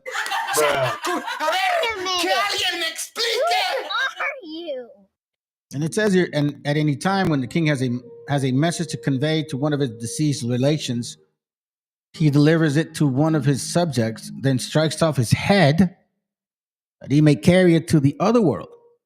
And if anything further occurs to him after he has performed his ceremony, he delivers it to another messenger from whom he dispatches in the same manner. Another great object of his periodic festival is the market of wives. All the unmarried females throughout the kingdom are esteemed the property of the sovereign and are brought to the annual custom to be placed at disposal. He selects for himself such as appears most beautiful and engaging, and retails the others as enormous prices to his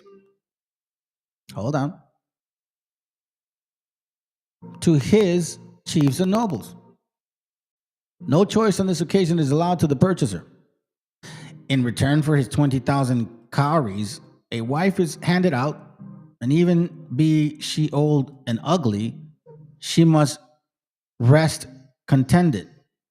Nay, some, it is said, have in mockery been presented with their own mothers. Oh, shoot, damn. That's crazy, bro. Who are you? The kings usually keep his wives up to the number of 3,000 who serve him as various capacities, being partly trained to act as a bodyguard, regularly regimented and equipped with drums, flags, bows, arrows, while a few carry muskets. Interesting, isn't it? At Komasi, the custom or human sacrifices are practiced on a scale still tremendous than Dahomey. The king had lately sacrificed on the grave of his mother's 3,000 victims, 2,000 of whom were Fanti prisoners. And at the death of the late sovereign, the sacrifice was continued weekly for 3 months, consisting each time of 200 slaves. The absurd belief here entertained that the rank of the deceased in the future world is decided by the train which he carries along with him, makes filial piety interested in promoting by his means to exaltation of a departed parent. Wow. The practice of human sacrifice to appease evil spirits is common, but in no place more frequent or longer scale than in the kingdom of Ashanti and Dahomey and in the Bormi River. Large number of victims, chiefly prisoners of war, are steadily sacrificed to the maims of the royal ancestors in both of the first mentioned palaces. A lot of you guys, by the way, that claim that you're Hebrews also include these people as Hebrews. Yeah, they're killing each other, sacrificing and shit. In some cases, you're eating each other. When a chief dies, a number of servants are slaughtered with him to form his company in the other world. Wow.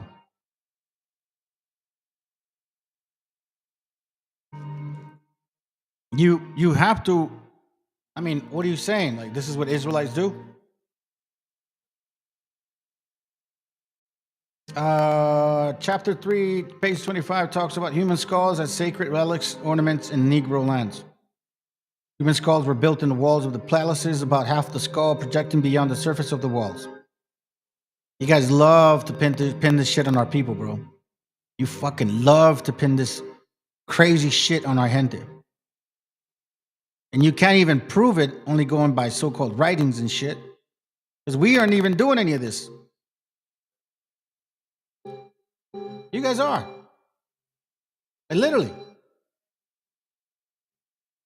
This is chapter 4, bloodthirstiness and barbarity of the Negroes in Negro land. There is apparently in these people a physical delight in cruelty to beasts as well as to man. The sight of suffering seems to bring them an enjoyment without which the world is tame. In almost all the towns of the oil rivers, you see dead or dying animals fastened in some agonizing position. Poultry is most common because cheapest. They are tied by the legs, head downward, or lashed around the body to a stake or a tree, where they remain till they fall in fragments. Damn. If a man be unwell, he hangs a live chicken around his throat, expecting that its pain will abstract from his suffering. So he wants the chicken to go through the pain, and maybe through the pain he'll take away his fucking suffering. Goats are lashed goats are lashed head downward tightly to wooden pillars. So, head down, tight down, right? And are allowed to die in lingering death. Even the harmless tortoises cannot escape impalement. Damn. Blood seems to be the favorite ornament for man's face, as patterns painting with some dark color like indigo and the proper decorations for a woman.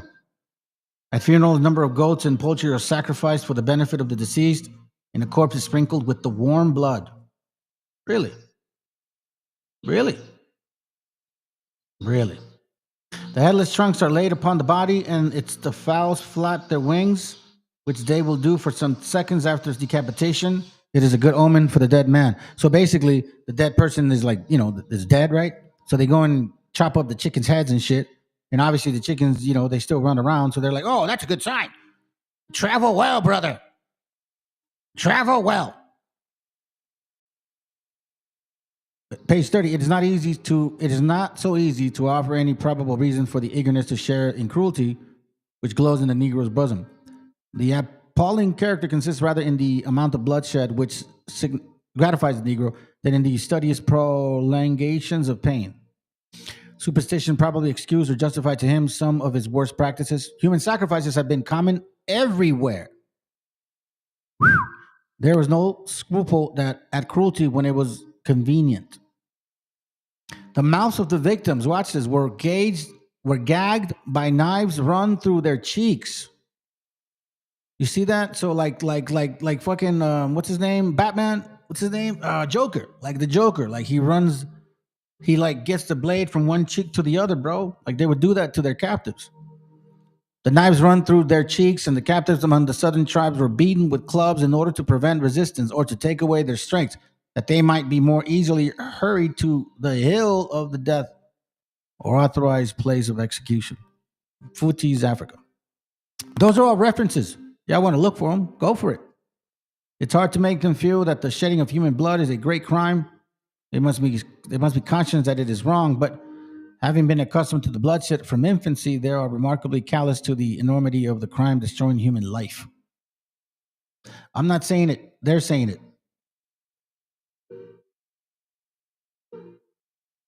Clearly, bloodthirstiness in Negro land.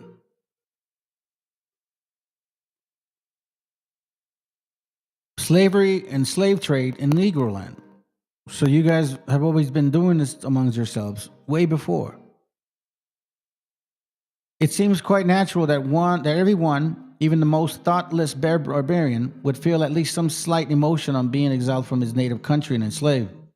But so far is this from being the case that Africans, generally speaking, betray the most perfect indifference on losing their liberty and being deprived of their relatives, while love of country is seemingly as great as a stranger to their breast as social tenderness and domestic affection.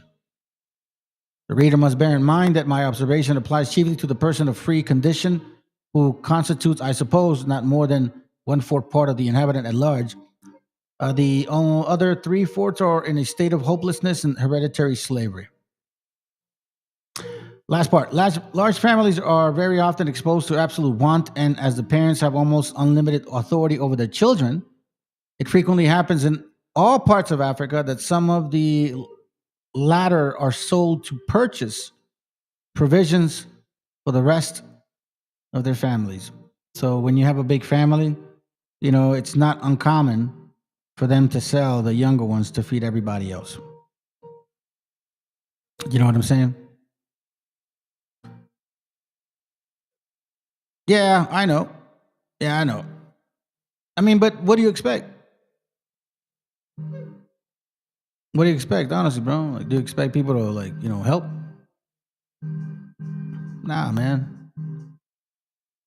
So here we see here that among them, the slave market is held in 2 long sheds, one for males, the other for females, where they are seated in rows and carefully decked out for exhibition. The owner or one of his thrusty slaves sitting near them, young or old, plump or withered, beautiful or ugly, are sold without distinction. But in other respects, the buyer inspects them with the utter attention and somewhat in the same manner as a volunteer seaman is examined by the surgeon on entering the Navy. He looks at the tongue, teeth, eyes, and limbs and endeavors to detect ruptures by the forced cough. So this is a so-called African man selling another so-called African man, inspecting him to be sold to not necessarily white folks. It could have been Arabs or other wealthy black people. Slavery is here so common, or the mind of the slave is so constituted that they always appear much happier than their masters.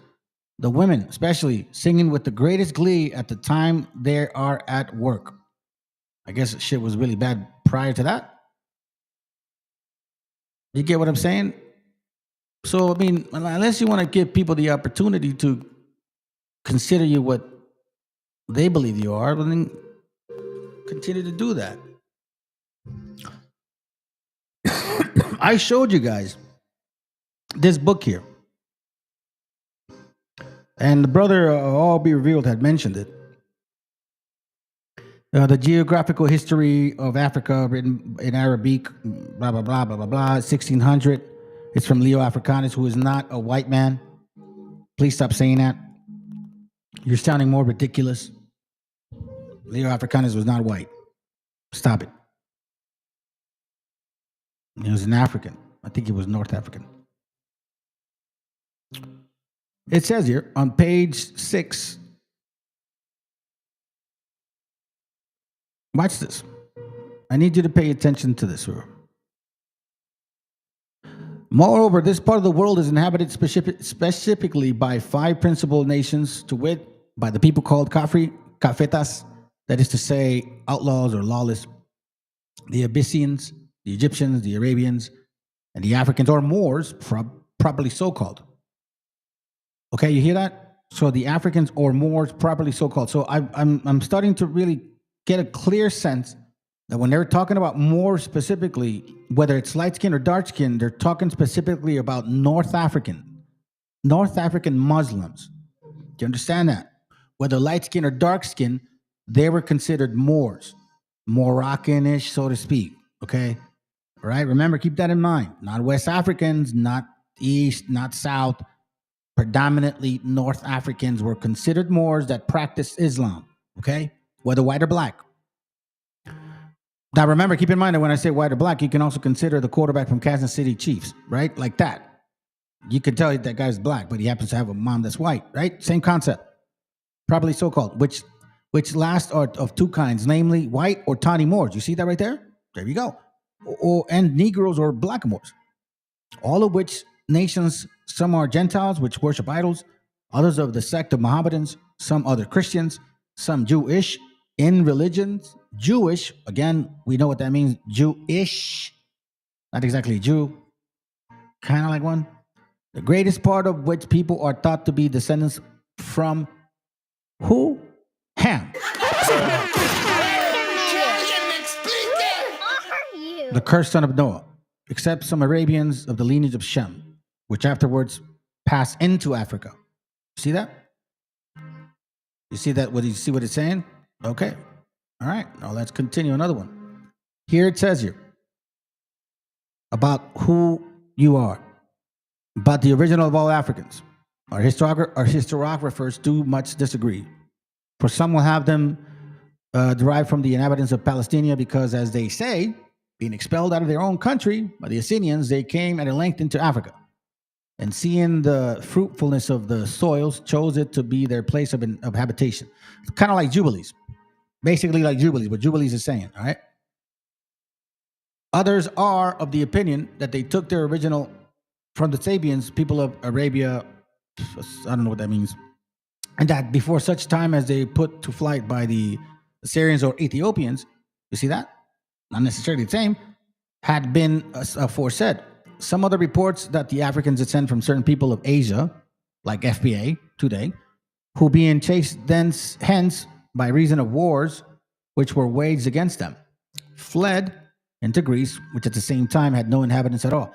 Howbeit, the entire still pursuing them, they were forced to cross the sea of Morea, and being arrived in Africa, to settle themselves there, but their enemies abad still in Greece, right? So it says, all which opinions and reports are to be understood only of the original of the Tani people, that is to say, of the Numidians and barbarians. So most of those people that are like in North Africa, okay? Then it says here, for all the Negroes or blackamoors, right? So now it's talking about like the rest of the people, and some of those blackamoors take their descent from Cush, the son of Ham, who was the son of Noah. But whatsoever difference between the Negro and the Tani Moor certainly is that they had all one beginning. For the Negroes are descendants of the Philistines, Phoenicians,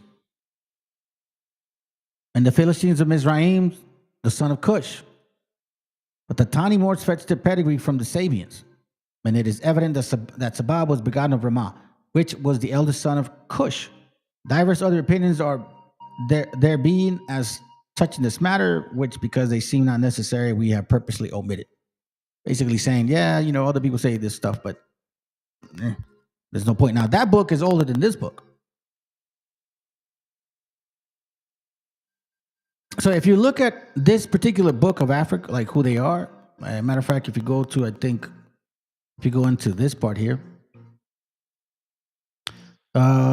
admissions of Tani Moors, no, not this one. I think it's a little bit ahead. And it talks about like the ways of the people here, you know, like what they do. And I think all will be revealed, talked about it. Like it's a heavy duty part because it actually shows that, you know, not too different from the Negro Land book. Like here it talks about, like this is the page right here. Look, I'll read to you this right here, okay? Never as yet has any religion, any laws, or any good form of living, but always has and ever will have most miserable and distressed lives. There cannot any treachery or here, I'm right here, okay? They cannot in any treachery or violence or villainy, I believe, be invented so damnable. Oh, man, let me start over here. I don't even know where it begins. Let's start right here, okay? It says, they spend all their days either in most lewd practices, or in hunting, or else in warfares. Neither wear they any shoes nor garments. The Negroes likewise lead a beastly kind of life, being utterly destitute of the use of reason, of the dexterity of wit, and of all arts. Yeah, they so they so behave themselves as they had continually lived in a forest among the wild beasts. They have great swarms of harlots among them, like pimps, whereupon a man may easily conjecture their manner of living off of them, except their conversations perhaps be somewhat more tolerable, who dwell in the principal towns and cities, for it is like they are somewhat more addicted to civility. Neither am I ignorant how much my own credit is impeached when I myself write so homely of Africa, unto which country I stand indebted, both for my birth and also for the best part of my education. Howbeit, in this regard, I seek not to excuse myself,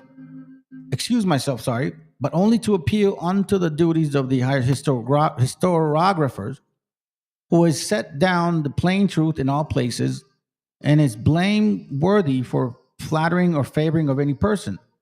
And in this, the cause that had moved me to decide all things so plainly, without glorying or glorifying or dissimulation. Wherefore, here I am to request the gentle reader, friendly to accept of this most true discourse, albeit not adorned with fine words and artificial eloquence, as of the certain unknown strange matters, wherein how indifferent and sincere I have showed myself, it may be few words appeared by that which follows. So he's basically saying, "Oh, listen, man, I've been as sincere as I possibly can be sincere, and I'm telling you, because I'm an African myself, right? That's what he's saying. Because I owe my education to my motherland, and I owe my education to, like, because I'm sure he was in the northern parts of Africa, right? That's what he's talking. He owes his education to Africa as well." And he's saying, "Nah, bro, like, these are certain people that think a certain way and they act a certain way. This is no different than what they're saying here today. The fruit don't fall far from the tree."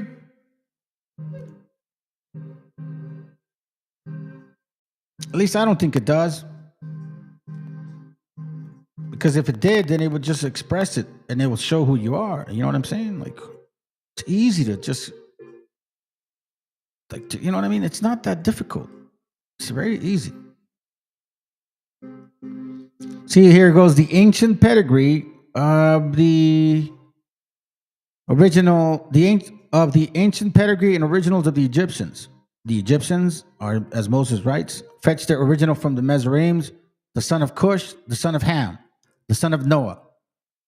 And all the Hebrews called both the country and the inhabitants of Egypt by the name of Mizraim. You see this right here? And all the Hebrews called him by that. All the Hebrews call him by that. See, these Hebrews are not Africans, are they? So where are we getting this concept here? Do I believe that Hebrews went in there? Yes, of course. Come on, man. They scattered everywhere. But, like, to be Africans, y'all have it wrong.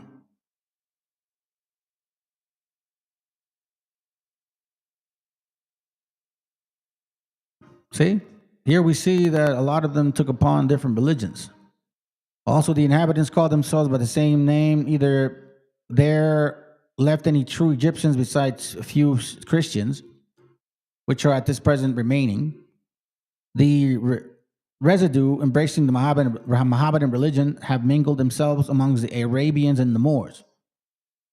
This kingdom was governed many years by the Egyptians themselves, as namely by the kings that were called Pharaoh, who by their monuments and admirable buildings seem to have been mighty prince, and also by being called, by the kings called Ptolemaic. Afterwards, being subdued over the Roman Empire, this kingdom, since coming to Christ, was converted into the Christian religion. You see, now we get some Christian history here. So it's proving a point. I don't lie to you, family. I don't lie to you, man. That's one thing I don't do in this channel. I don't try to lie to you and try to create a narrative like, no, these people ain't Israelites because we ain't the same people because, you know what I'm saying? Because no. I don't do that. Here's the other book that I showed you too, just to make sure that we conclude. The Voyage of the Rivers in Sierra Leone on the coast of Africa, 1791. And it talks about how they themselves were basically selling themselves to slavery. It's in this book, it talks about that the white man could not go into the center parts of Africa, right? So then they would depend on these other Africans to enslave each other and sell them, like what we saw, an African inspecting another African, doing all these things. This is in 1700. And remember, keep in mind that we have books, documentation, like, for example, what's the book called? The book is called, if I'm not mistaken, The Negro Slave, the Free Negro Owners of Slaves in the United States in 1830. I showed you guys that book. I also talked about Africa's gift to America, right? I also showed you guys that the first Africans were not slaves. Like, we actually seen this. Like, I don't have to go through it over and over again because you know that I've shared this with you. And again, what's the point? What's the point here?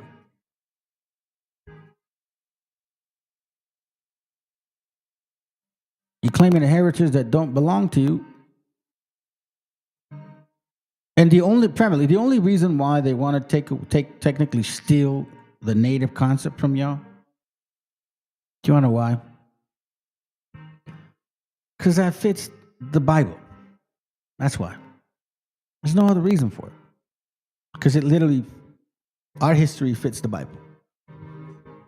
And theirs don't. It doesn't. No matter how you try.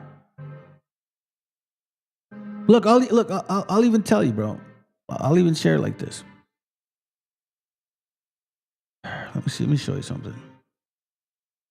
Give me a second. Hold on.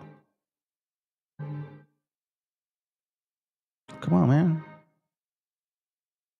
This is another book I got here called "It's the Historical Research on the Conquest of Peru," right? In Bogota. Pretty good book. Oh, hold on.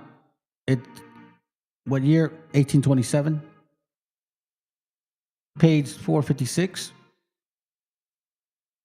It says here, this subject has been discussed by numerous writers, and the results of the labor leave the readers more perplexed than he was before. What the hell? Fuck, what's wrong with me, man? I can't even read anymore. Leaves the reader more perplexed than he was before he pursued their speculations. In the course of these researches, it has not appeared that when Columbus discovered America, it contained either a white man, a Negro, or other black man.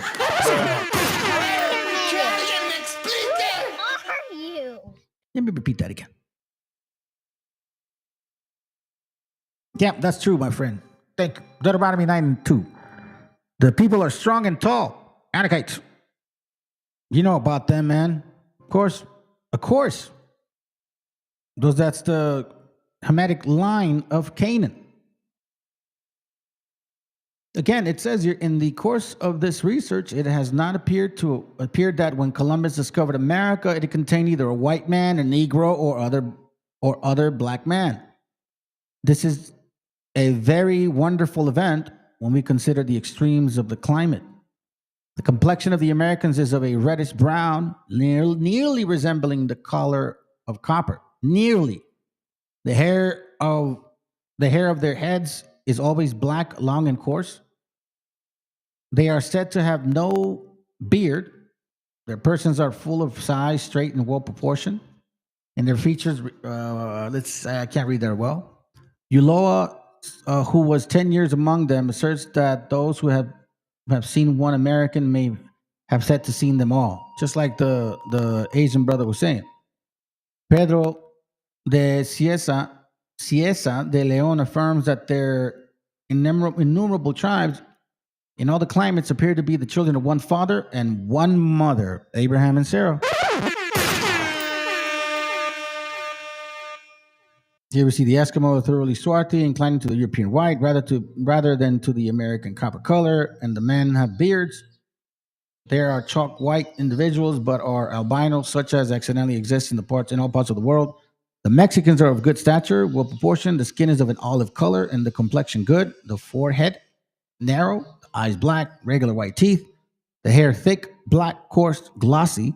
There be a thin, generally no hair on their legs, arms, and thighs. And that is exactly how I am. Many of the young women are beautiful and fair. They are generally modest and have a winning sweetness in their manner of speaking. The children are respectful to their parents, and the parents have a great affection for their offspring. The minds of the Mexicans are by nature in every respect like those of the children of Adam. That's why they want your history. That's why they want your history. Because their shit don't match the curses. Like for example, let's say we never heard of the Bible. Never heard of it. And then we just find it. And all of a sudden we're reading this shit and we're like, what the hell? We don't know if it's true. Nobody can prove it. Honestly, nobody can prove it. No religion can't say they can tell you, I can't prove it. But what if it does happen? What if all of this is true? One father, one mother. The scriptures say, look unto your father and look unto your mother. Right? Isn't that what the scriptures say in Isaiah 51:1? Here it says, let me bring you back to it before we forget.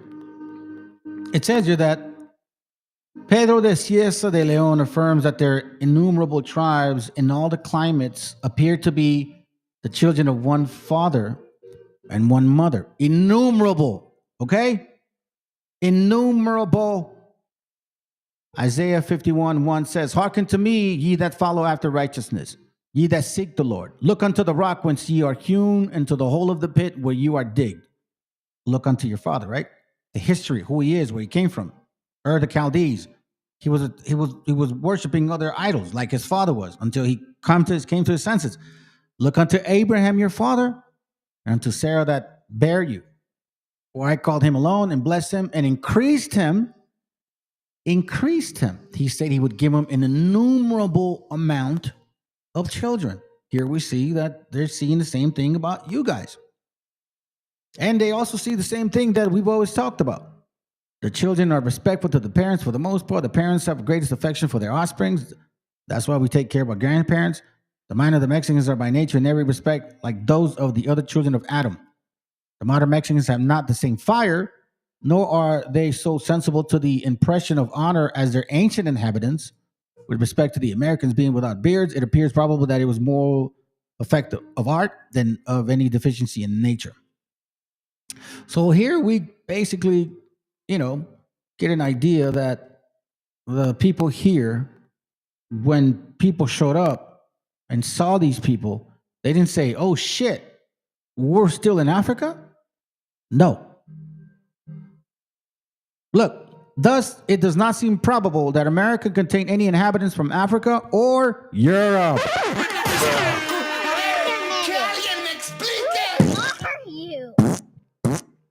That's what I say to you, bro. Hold on, this is what I say to you, bro. Fuck that puto. Fuck that puto. And for any of you guys that don't believe that the so-called natives were enslaved and taken everywhere around the world, right? If you don't believe that, like, I don't see no Mexicans. They always say, I don't see no Mexicans over there. Like they think that, we're all like Mexicans. No Peruvians, true Tainos and shit, like all that stuff. No. Y'all don't see y'all Mexicans. Verse 68, Deuteronomy 28 says, "The Lord shall bring thee into Egypt again by ships," right? And then verse 64 says that, "And the Lord shall scatter thee among all people, from one end of the earth even unto another," right? Okay, check this out. This is from the book I have called Global Indios. I wanted to show you guys the referencing more than anything because I think that's important. Like the reference of the books. Okay, so check this out, fam. And I'm going to touch on it real quick, and then we good. Here it says, preface. Let's look at some of these things. It says here, introduction. See the recent revisionist treatment of Las Casas en Castro, Another Face of Empire, basically a book, okay? So keep in mind, take pictures of this because they're books. These are books. So I want you to keep mind of what I'm going to show you. Introduction, section 1, section 2. Throughout this volume, I use term indigenous to refer to the native people of colonial America. You see, as he wrote, he numbers certain sections so then you can go in there and reference it and what he's talking about. So in the introductory chapter, excuse me, it also says, Yanakakis, indigenous people and legal culture. Now watch this. No one's ever showed you this before. The figure of 650,000 is an estimate and probably on the low side, given rampant illegal slave ratings, activities, and the lack of accurate records. It is difficult to accurately determine the number of indigenous who were deracinated from their homelands. Estimates for the Lucanas people of the Bahamas range from 30,000 to 40,000. The book is called The Early Spanish Main. Karen Anderson Cordova calculates that some 34,000 foreign slaves, including Lucayos, were taken to Hispaniola and Puerto Rico. Enrique Ott estimates that 6,000 slaves were taken from the north coast of Venezuela, Trinidad, Curacao, and Cubagua, but that seems low to me. This is from Las Perlas del Caribe, and then it says Los Jerónimos y el Tráfico Humano en el Caribe. That's another book. Another book is called El Indio Atillano. Get pictures, take these books down. I'm giving you some real sources here. Look, from Honduras, Linda Newsom claims that 150,000 slaves were taken. The coast of conquest. Aboriginals in Spanish colonial Trinidad. Take pictures. For the information about Nicaraguans and Central American Indios, estimated at 300,000 to 450,000, who were deracinated to Panama or South America. The Indian slave trade. The forced native labor. Bishop Sumarraga total estimates is 15,000. He suggests that 9,000 were taken from Panuco or 6,000 from throughout New Spain.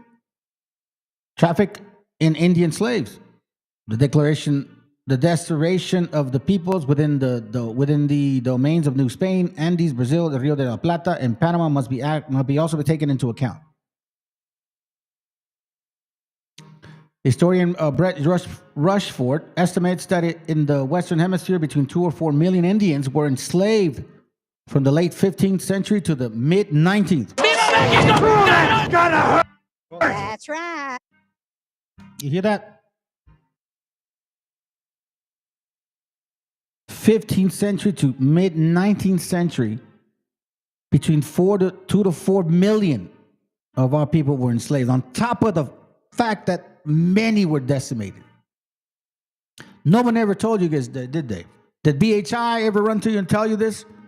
No. Matter of fact, I remember seeing Sakari in some debate trying to tell one of our people that, well, when did you guys go into ships?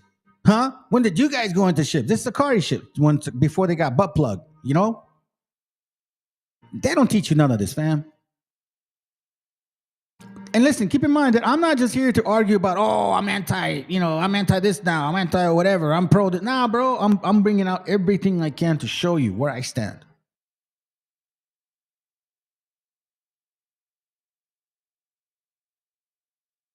In 1504, Isabel was dead and massive enslavement ensued, as did the inconsistent, contradictory, and piecemeal enactments of legislation that lasted for decades. The book is called Indios y Mestizos Americanos. The scholarly literature on the legal and theological status of the Indians of Spanish territories in the 16th century is enormous. See this? In this book, I do not address the indigenous slaves in the Kingdom of Aragon, Granada, and so on. The historian Esteban Mira Caballos has calculated that 2,442 indigenous slaves went to Castile from 1492 to 1550.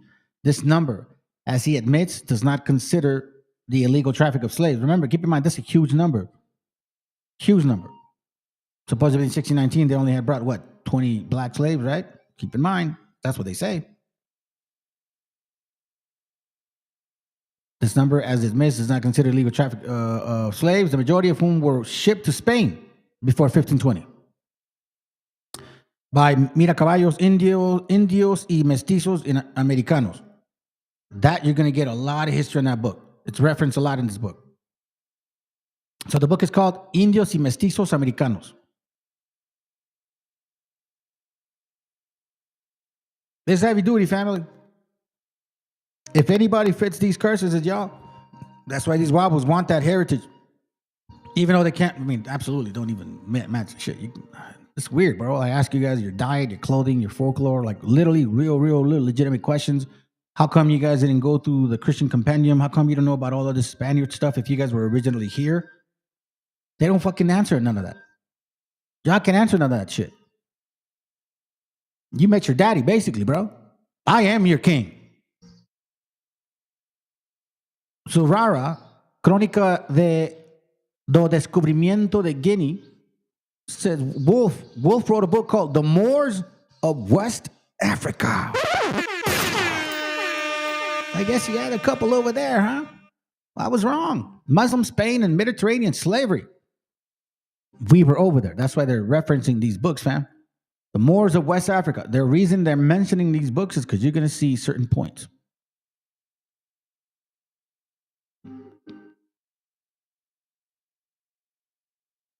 Spanish struggle.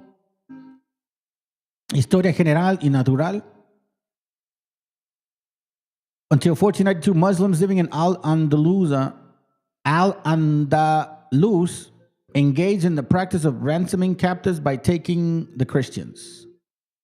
Captives, children, and conversation. So basically, these guys were taking our people in those situations. That's why we would end up in certain areas and we had to fight through courts to prove that we weren't those people in order to get away from slavery. This is a 100% powerful book that a lot of people have ignored for so long. Wobbles ain't never going to touch this shit. You wish you can.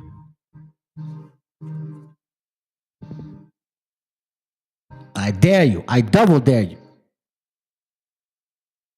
Here we see, though, once and for all, that if you guys, so-called, are indigenous people here, the Mexicas in our continent, whether you Taino, Arawak, Aztec, Maya, whatever, we're all one nation. And I'm finally showing you that we were scattered everywhere. We're not just saying it. We're showing you, and we're giving you sources, or you can go and confirm where they write about these things, like La Política Indigenista de Isabel la Católica, Auducia, Negocio y Política. You will find things written about our people in these books on how they scattered us everywhere. In this same book, by the way, mind you, I showed you guys this map that actually shows where exactly they took us. It's amazing. Matter of fact, here, let me just take it real quick.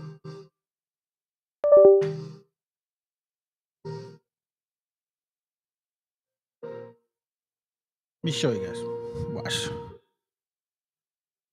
Because it's done. I'm done. I'm going on a lot of hours now. Watch this real quick. Okay, we're seeing this here, and then one more. Here we see more. Take a picture of that. You guys can look through it. Take a picture of that. La esclavitud en Castilla. That's good source. 46 Pike, civilian in 16th century, civilian society in the 16th century, el indígena americano, la esclavitud en Sevilla, on West African slaves in Seville, si pareza, historia de Sevilla, right? La esclavitud negra. So you see all of these things, right? Torres, Ramirez, and Hernandez, Andalusia y America, for a detailed discussion of the various routes that slaves from Portuguese territories took to arrive in Seville. Las redes de la trata negrera. So here we see exactly, routes, people talking about certain people passing through, slaves, right?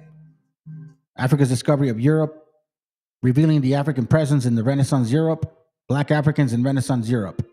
Northrop, yeah, I heard of him. Now, check this out. Here is the map where they took us. Obviously, mainland. From the mainland, they took you to Havana or Santo Domingo or Veracruz or Panama or Lima. They took you from north, put you in south, take you from south, bring you to north, or take you to Azores or Terceria Island or Flanders or up here in Europe, France, Italy, Greece, Seville, North Africa, West Africa, Guinea, South Africa, East Africa, Berberland. We are being sold in Cairo, in Maghreb. We were taken and sold in Cambay, in Douai, in Goa, in Calicut, in Cochin. We were sold in Asia as well, in India.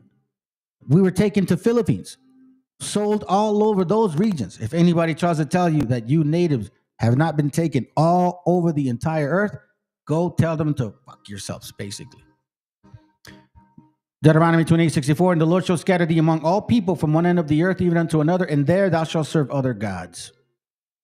The Lord shall scatter thee among all people from one end of the earth even unto another. The map of the world, which places cited in litigation suits, basically are people who were trying to free themselves from slavery through courts.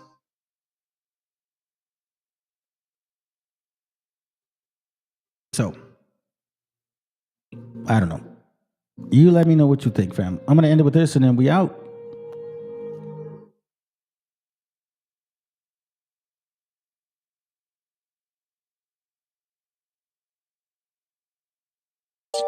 A lot of so-called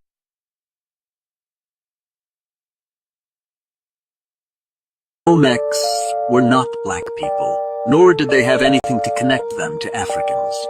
A lot of so-called experts are dishonest and completely ignore the vast amounts of Olmec artifacts that exists that depict Olmecs. They rather keep pushing the pseudo-beliefs that Olmecs were a black African colony in the Americas, because they know that's where the money is by selling a false history of one of the first civilizations of Mesoamerica. They know that if they started acknowledging that the Olmec were in fact a Native American civilization, they would stop selling books, and they would stop making money of their presentations and documentaries. The whole Afrocentric interest in the Olmecs would vanish. This is the reason they often only focused on the big, giant, stylistic Olmec heads.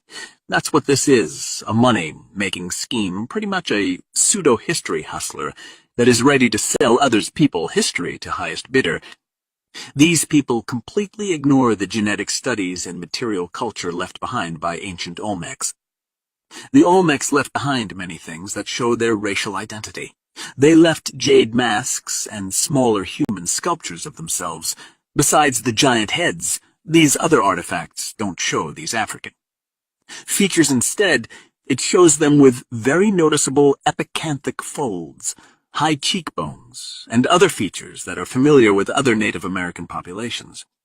The epicanthic eye fold is one of the most dominant traits in Native American populations, and all Olmec jade masks and smaller sculptures have them. They are also present in the giant heads. When studying the facial features of Olmec art, you must have a holistic approach.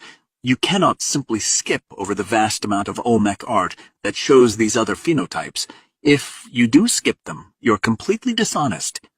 These artifacts are the biggest elephant in the room that discredits the theory that Olmecs were African or belong to a black race. The other biggest elephant in the room is genetics themselves. There has never been any genetics that show an affinity to African or black populations. The Olmec DNA was determined in 2020 by the UN. UNAM, which is a leading university in Mexico, to be 100 related only to modern Native Americans. The study was conducted by Professor Ann Cyphers. Other genetics have also disproven the Afrocentric fallacy of the view that ancient Indigenous Americans were black or Africans. The Luzia and Naya skeletons, which were first given an African look, but years later DNA proved that these were in fact Native American skulls. The same fallacy keeps being repeated over and over by pseudo-historian and pseudo-science hustlers who prey on the ignorant population and those who have a thirst for Afrocentric historical worldview. Damn! Thank you. Thank you, family, for being here, sticking around, man. I did go along today. Hopefully it's edifying and, worthy. Hope you guys have a good rest of the week. Lord willing, you guys spend the rest of your day doing well. I hope, again, we can talk again. And you brothers that are going to go on through it or some stuff, man, stay strong, family. You know what I'm saying? And I'll make sure that I do a prayer out for you guys, too. You know who I'm talking about. Cuídate, hermano, okay? So, hey, shalom, brother. All be revealed. Thank you for sticking around, bro. Appreciate you, man. Just in case you're still here, estudiante. Yeah, brother. And I think that was really it. Guaracuya, what up, bro? All right, fam. Y'all have a good night. Hopefully it was an encouraging week. Can look forward to it. And stay in prayers. All right. Cuídense. Hasta la vista.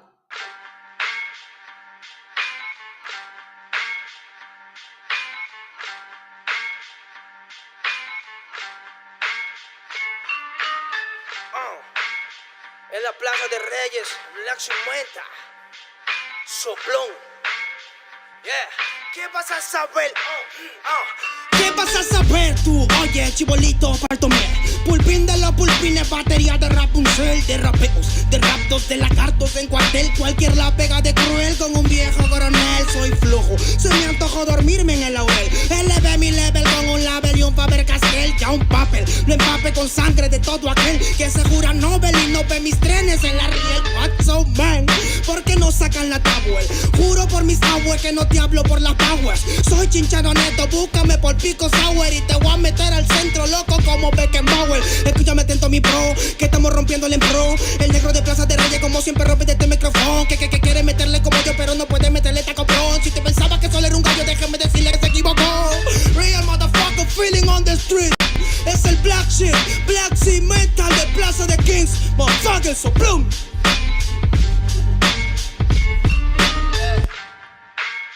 Nero Luigi, man, desempeña en la victoria para que sepa. Incas Mo, Money Gang Gang, yeah, yeah, Yo también he llorado, gente. También me han desplazado por mi rasgo afrodescendiente. Sí, un perro no habla pero siente. Cuento historias callejeras pa' barrios de delincuentes. Y soy un perro que te ladra, que te muerde y que te huele, nene. Soy más que Lele, ustedes para mí son pelele. Con mi jauría todo el día en busca de los cheles. Tengo un perro en fiscalía que nos mueve los papeles y otro en la comisaría para evitar el susto. Muchas veces me han llevado por solo como luzco. Perdón, madre mía, si yo le causé un disgusto, pero en esta vía yo crecí rodeado de perros chuscos. Yo sé que me quieren ganar, yo sé que me quieren tumbar y no pasará porque soy de verdad. Está súper rafina la Dodo Style, metido en latina aprendiendo un style. Yo tengo el style, no mido la raza del perro, yo mido por la lealtad y yo soy leal. Yeah. La calle te enseña lo que no te enseña la universidad. Yeah. Salí de ese peña aquí con una seña, te tiran para atrás. Yeah. La calle limeña aquí nadie la dueña, ya nada es igual. Yeah. Tiene que respetar, yeah. Tiene que respetar. Yeah. La calle te enseña lo que no te enseña la universidad. Yeah. Salí de ese peña aquí con una seña, te tiran para atrás. Yeah. La calle limeña aquí nada le duele, ya nada es igual. Yeah. Tiene que respetar, yeah. Si yo soy tu papá, yeah, yeah, yeah. Cinco mob, negro. Yeah, cinco mob, nigga. Yeah, Nero Luigi, man. Incas mob, yeah. It's Money Gang, gang, gang, yeah. Hey, yo. Yango en la maldita casa. Me llaman pa' que les dé al menos una vez al mes. Se metieron al lago y olvidaron que era el mes. For everybody bless. La fama es una puta, me está llamando a las 3. Dile que llame después de las 16 y 25. Volví de la infancia de Abraham Lincoln. Con fuerza ya inco, luchando para salir del rincón. Letra callejera en CD brinco. Under del under, puede que tu viejo te lo mande. Sale de vez en cuando como el cóndor por los Andes. Mi cuerpo no es de madera como Dandy. Antes que me branden, yo seré el ola que los expande. Aunque esto me pique en la madera, no sirven ni para romper el ticket de un evento afuera. Loco por la carrera, desafían la gravedad. Yo espero tras la barrera y llego con la novedad. Niña, tú solo espera que ya encontré la manera. He visto bastante por querer lograrlo saltando escalones dentro de la escalera. La vida me puso al depósito, yo soy de púlpito pa' que el mundo conociéramos. De esta parte mejor intérprete capaz de esta cordillera. Sin luz afuera, que el espectáculo es dentro. La calle es mi templo, tiembla el pavimento. Cuando yo me concentro, mis disparos son temas. La calle un poema, se siente desde cuando entro. Y a toditos estos drogaditos que creen que rapean, los regreso al centro de mi balcón. Yo he visto el clon del clon en la misma gestión, pero a la malla no llega el balón. Y para esta pantalla no existe patrón. Yo llamo, esa es la cuestión. Y doy fe por cada renglón. Consciente de la operación del final de Mbappé con la edad de bufón. De Yango en la maldita casa. Plaza de Reyes, papá. El Nero Luigi, Black Mental. Hip hop peruano. Rasgo en la maldita base. Yao, yao, yao.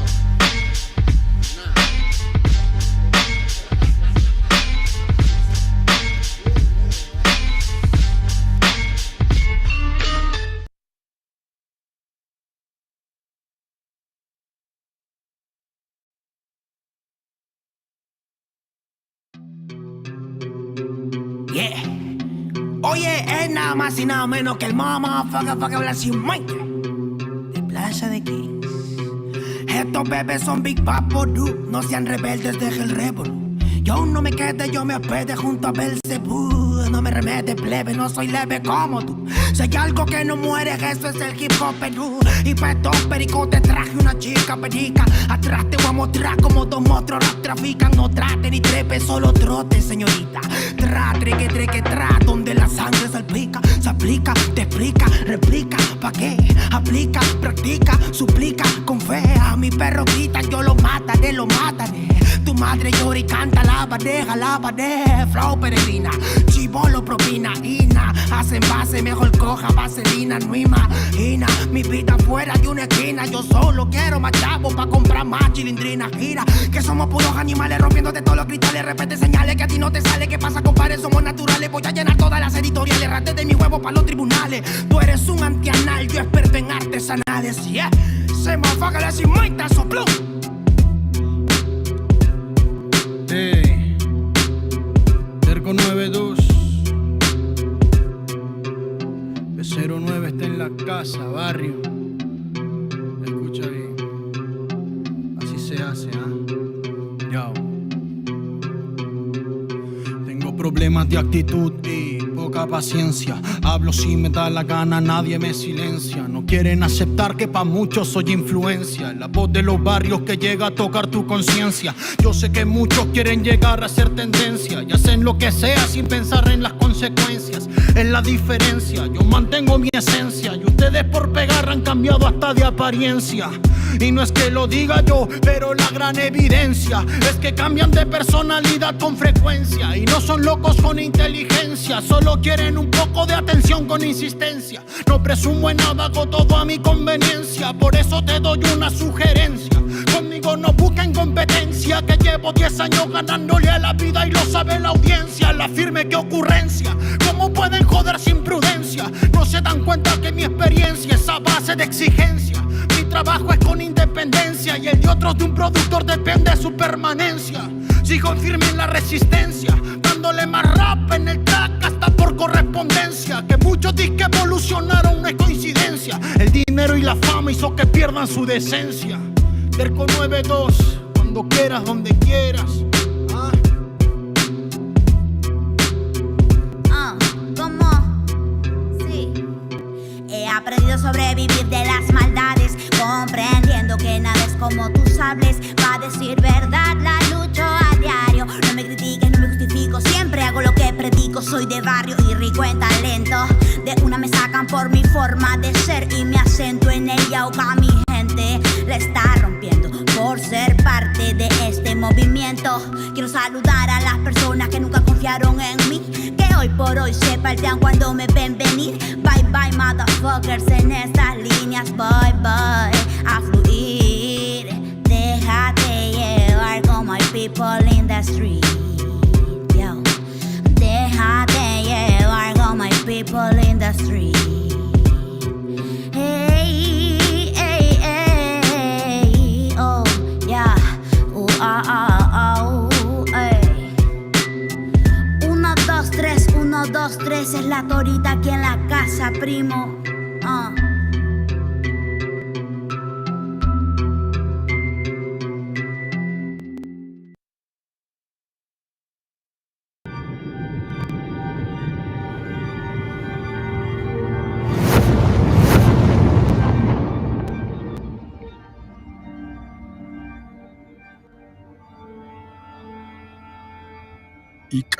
Ical, hijo, abre los ojos.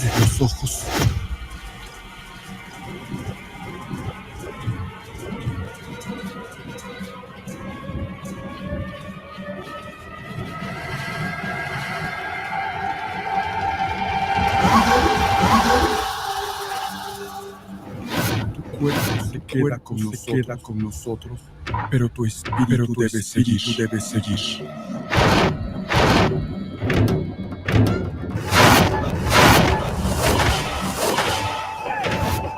Busca la luz. Aléjate de las sombras.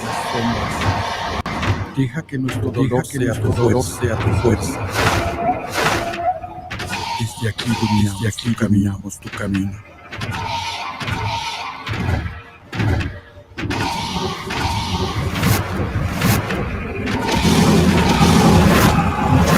Lucha como nosotros, esta pena tan grande. Yo soy tú, tú eres yo.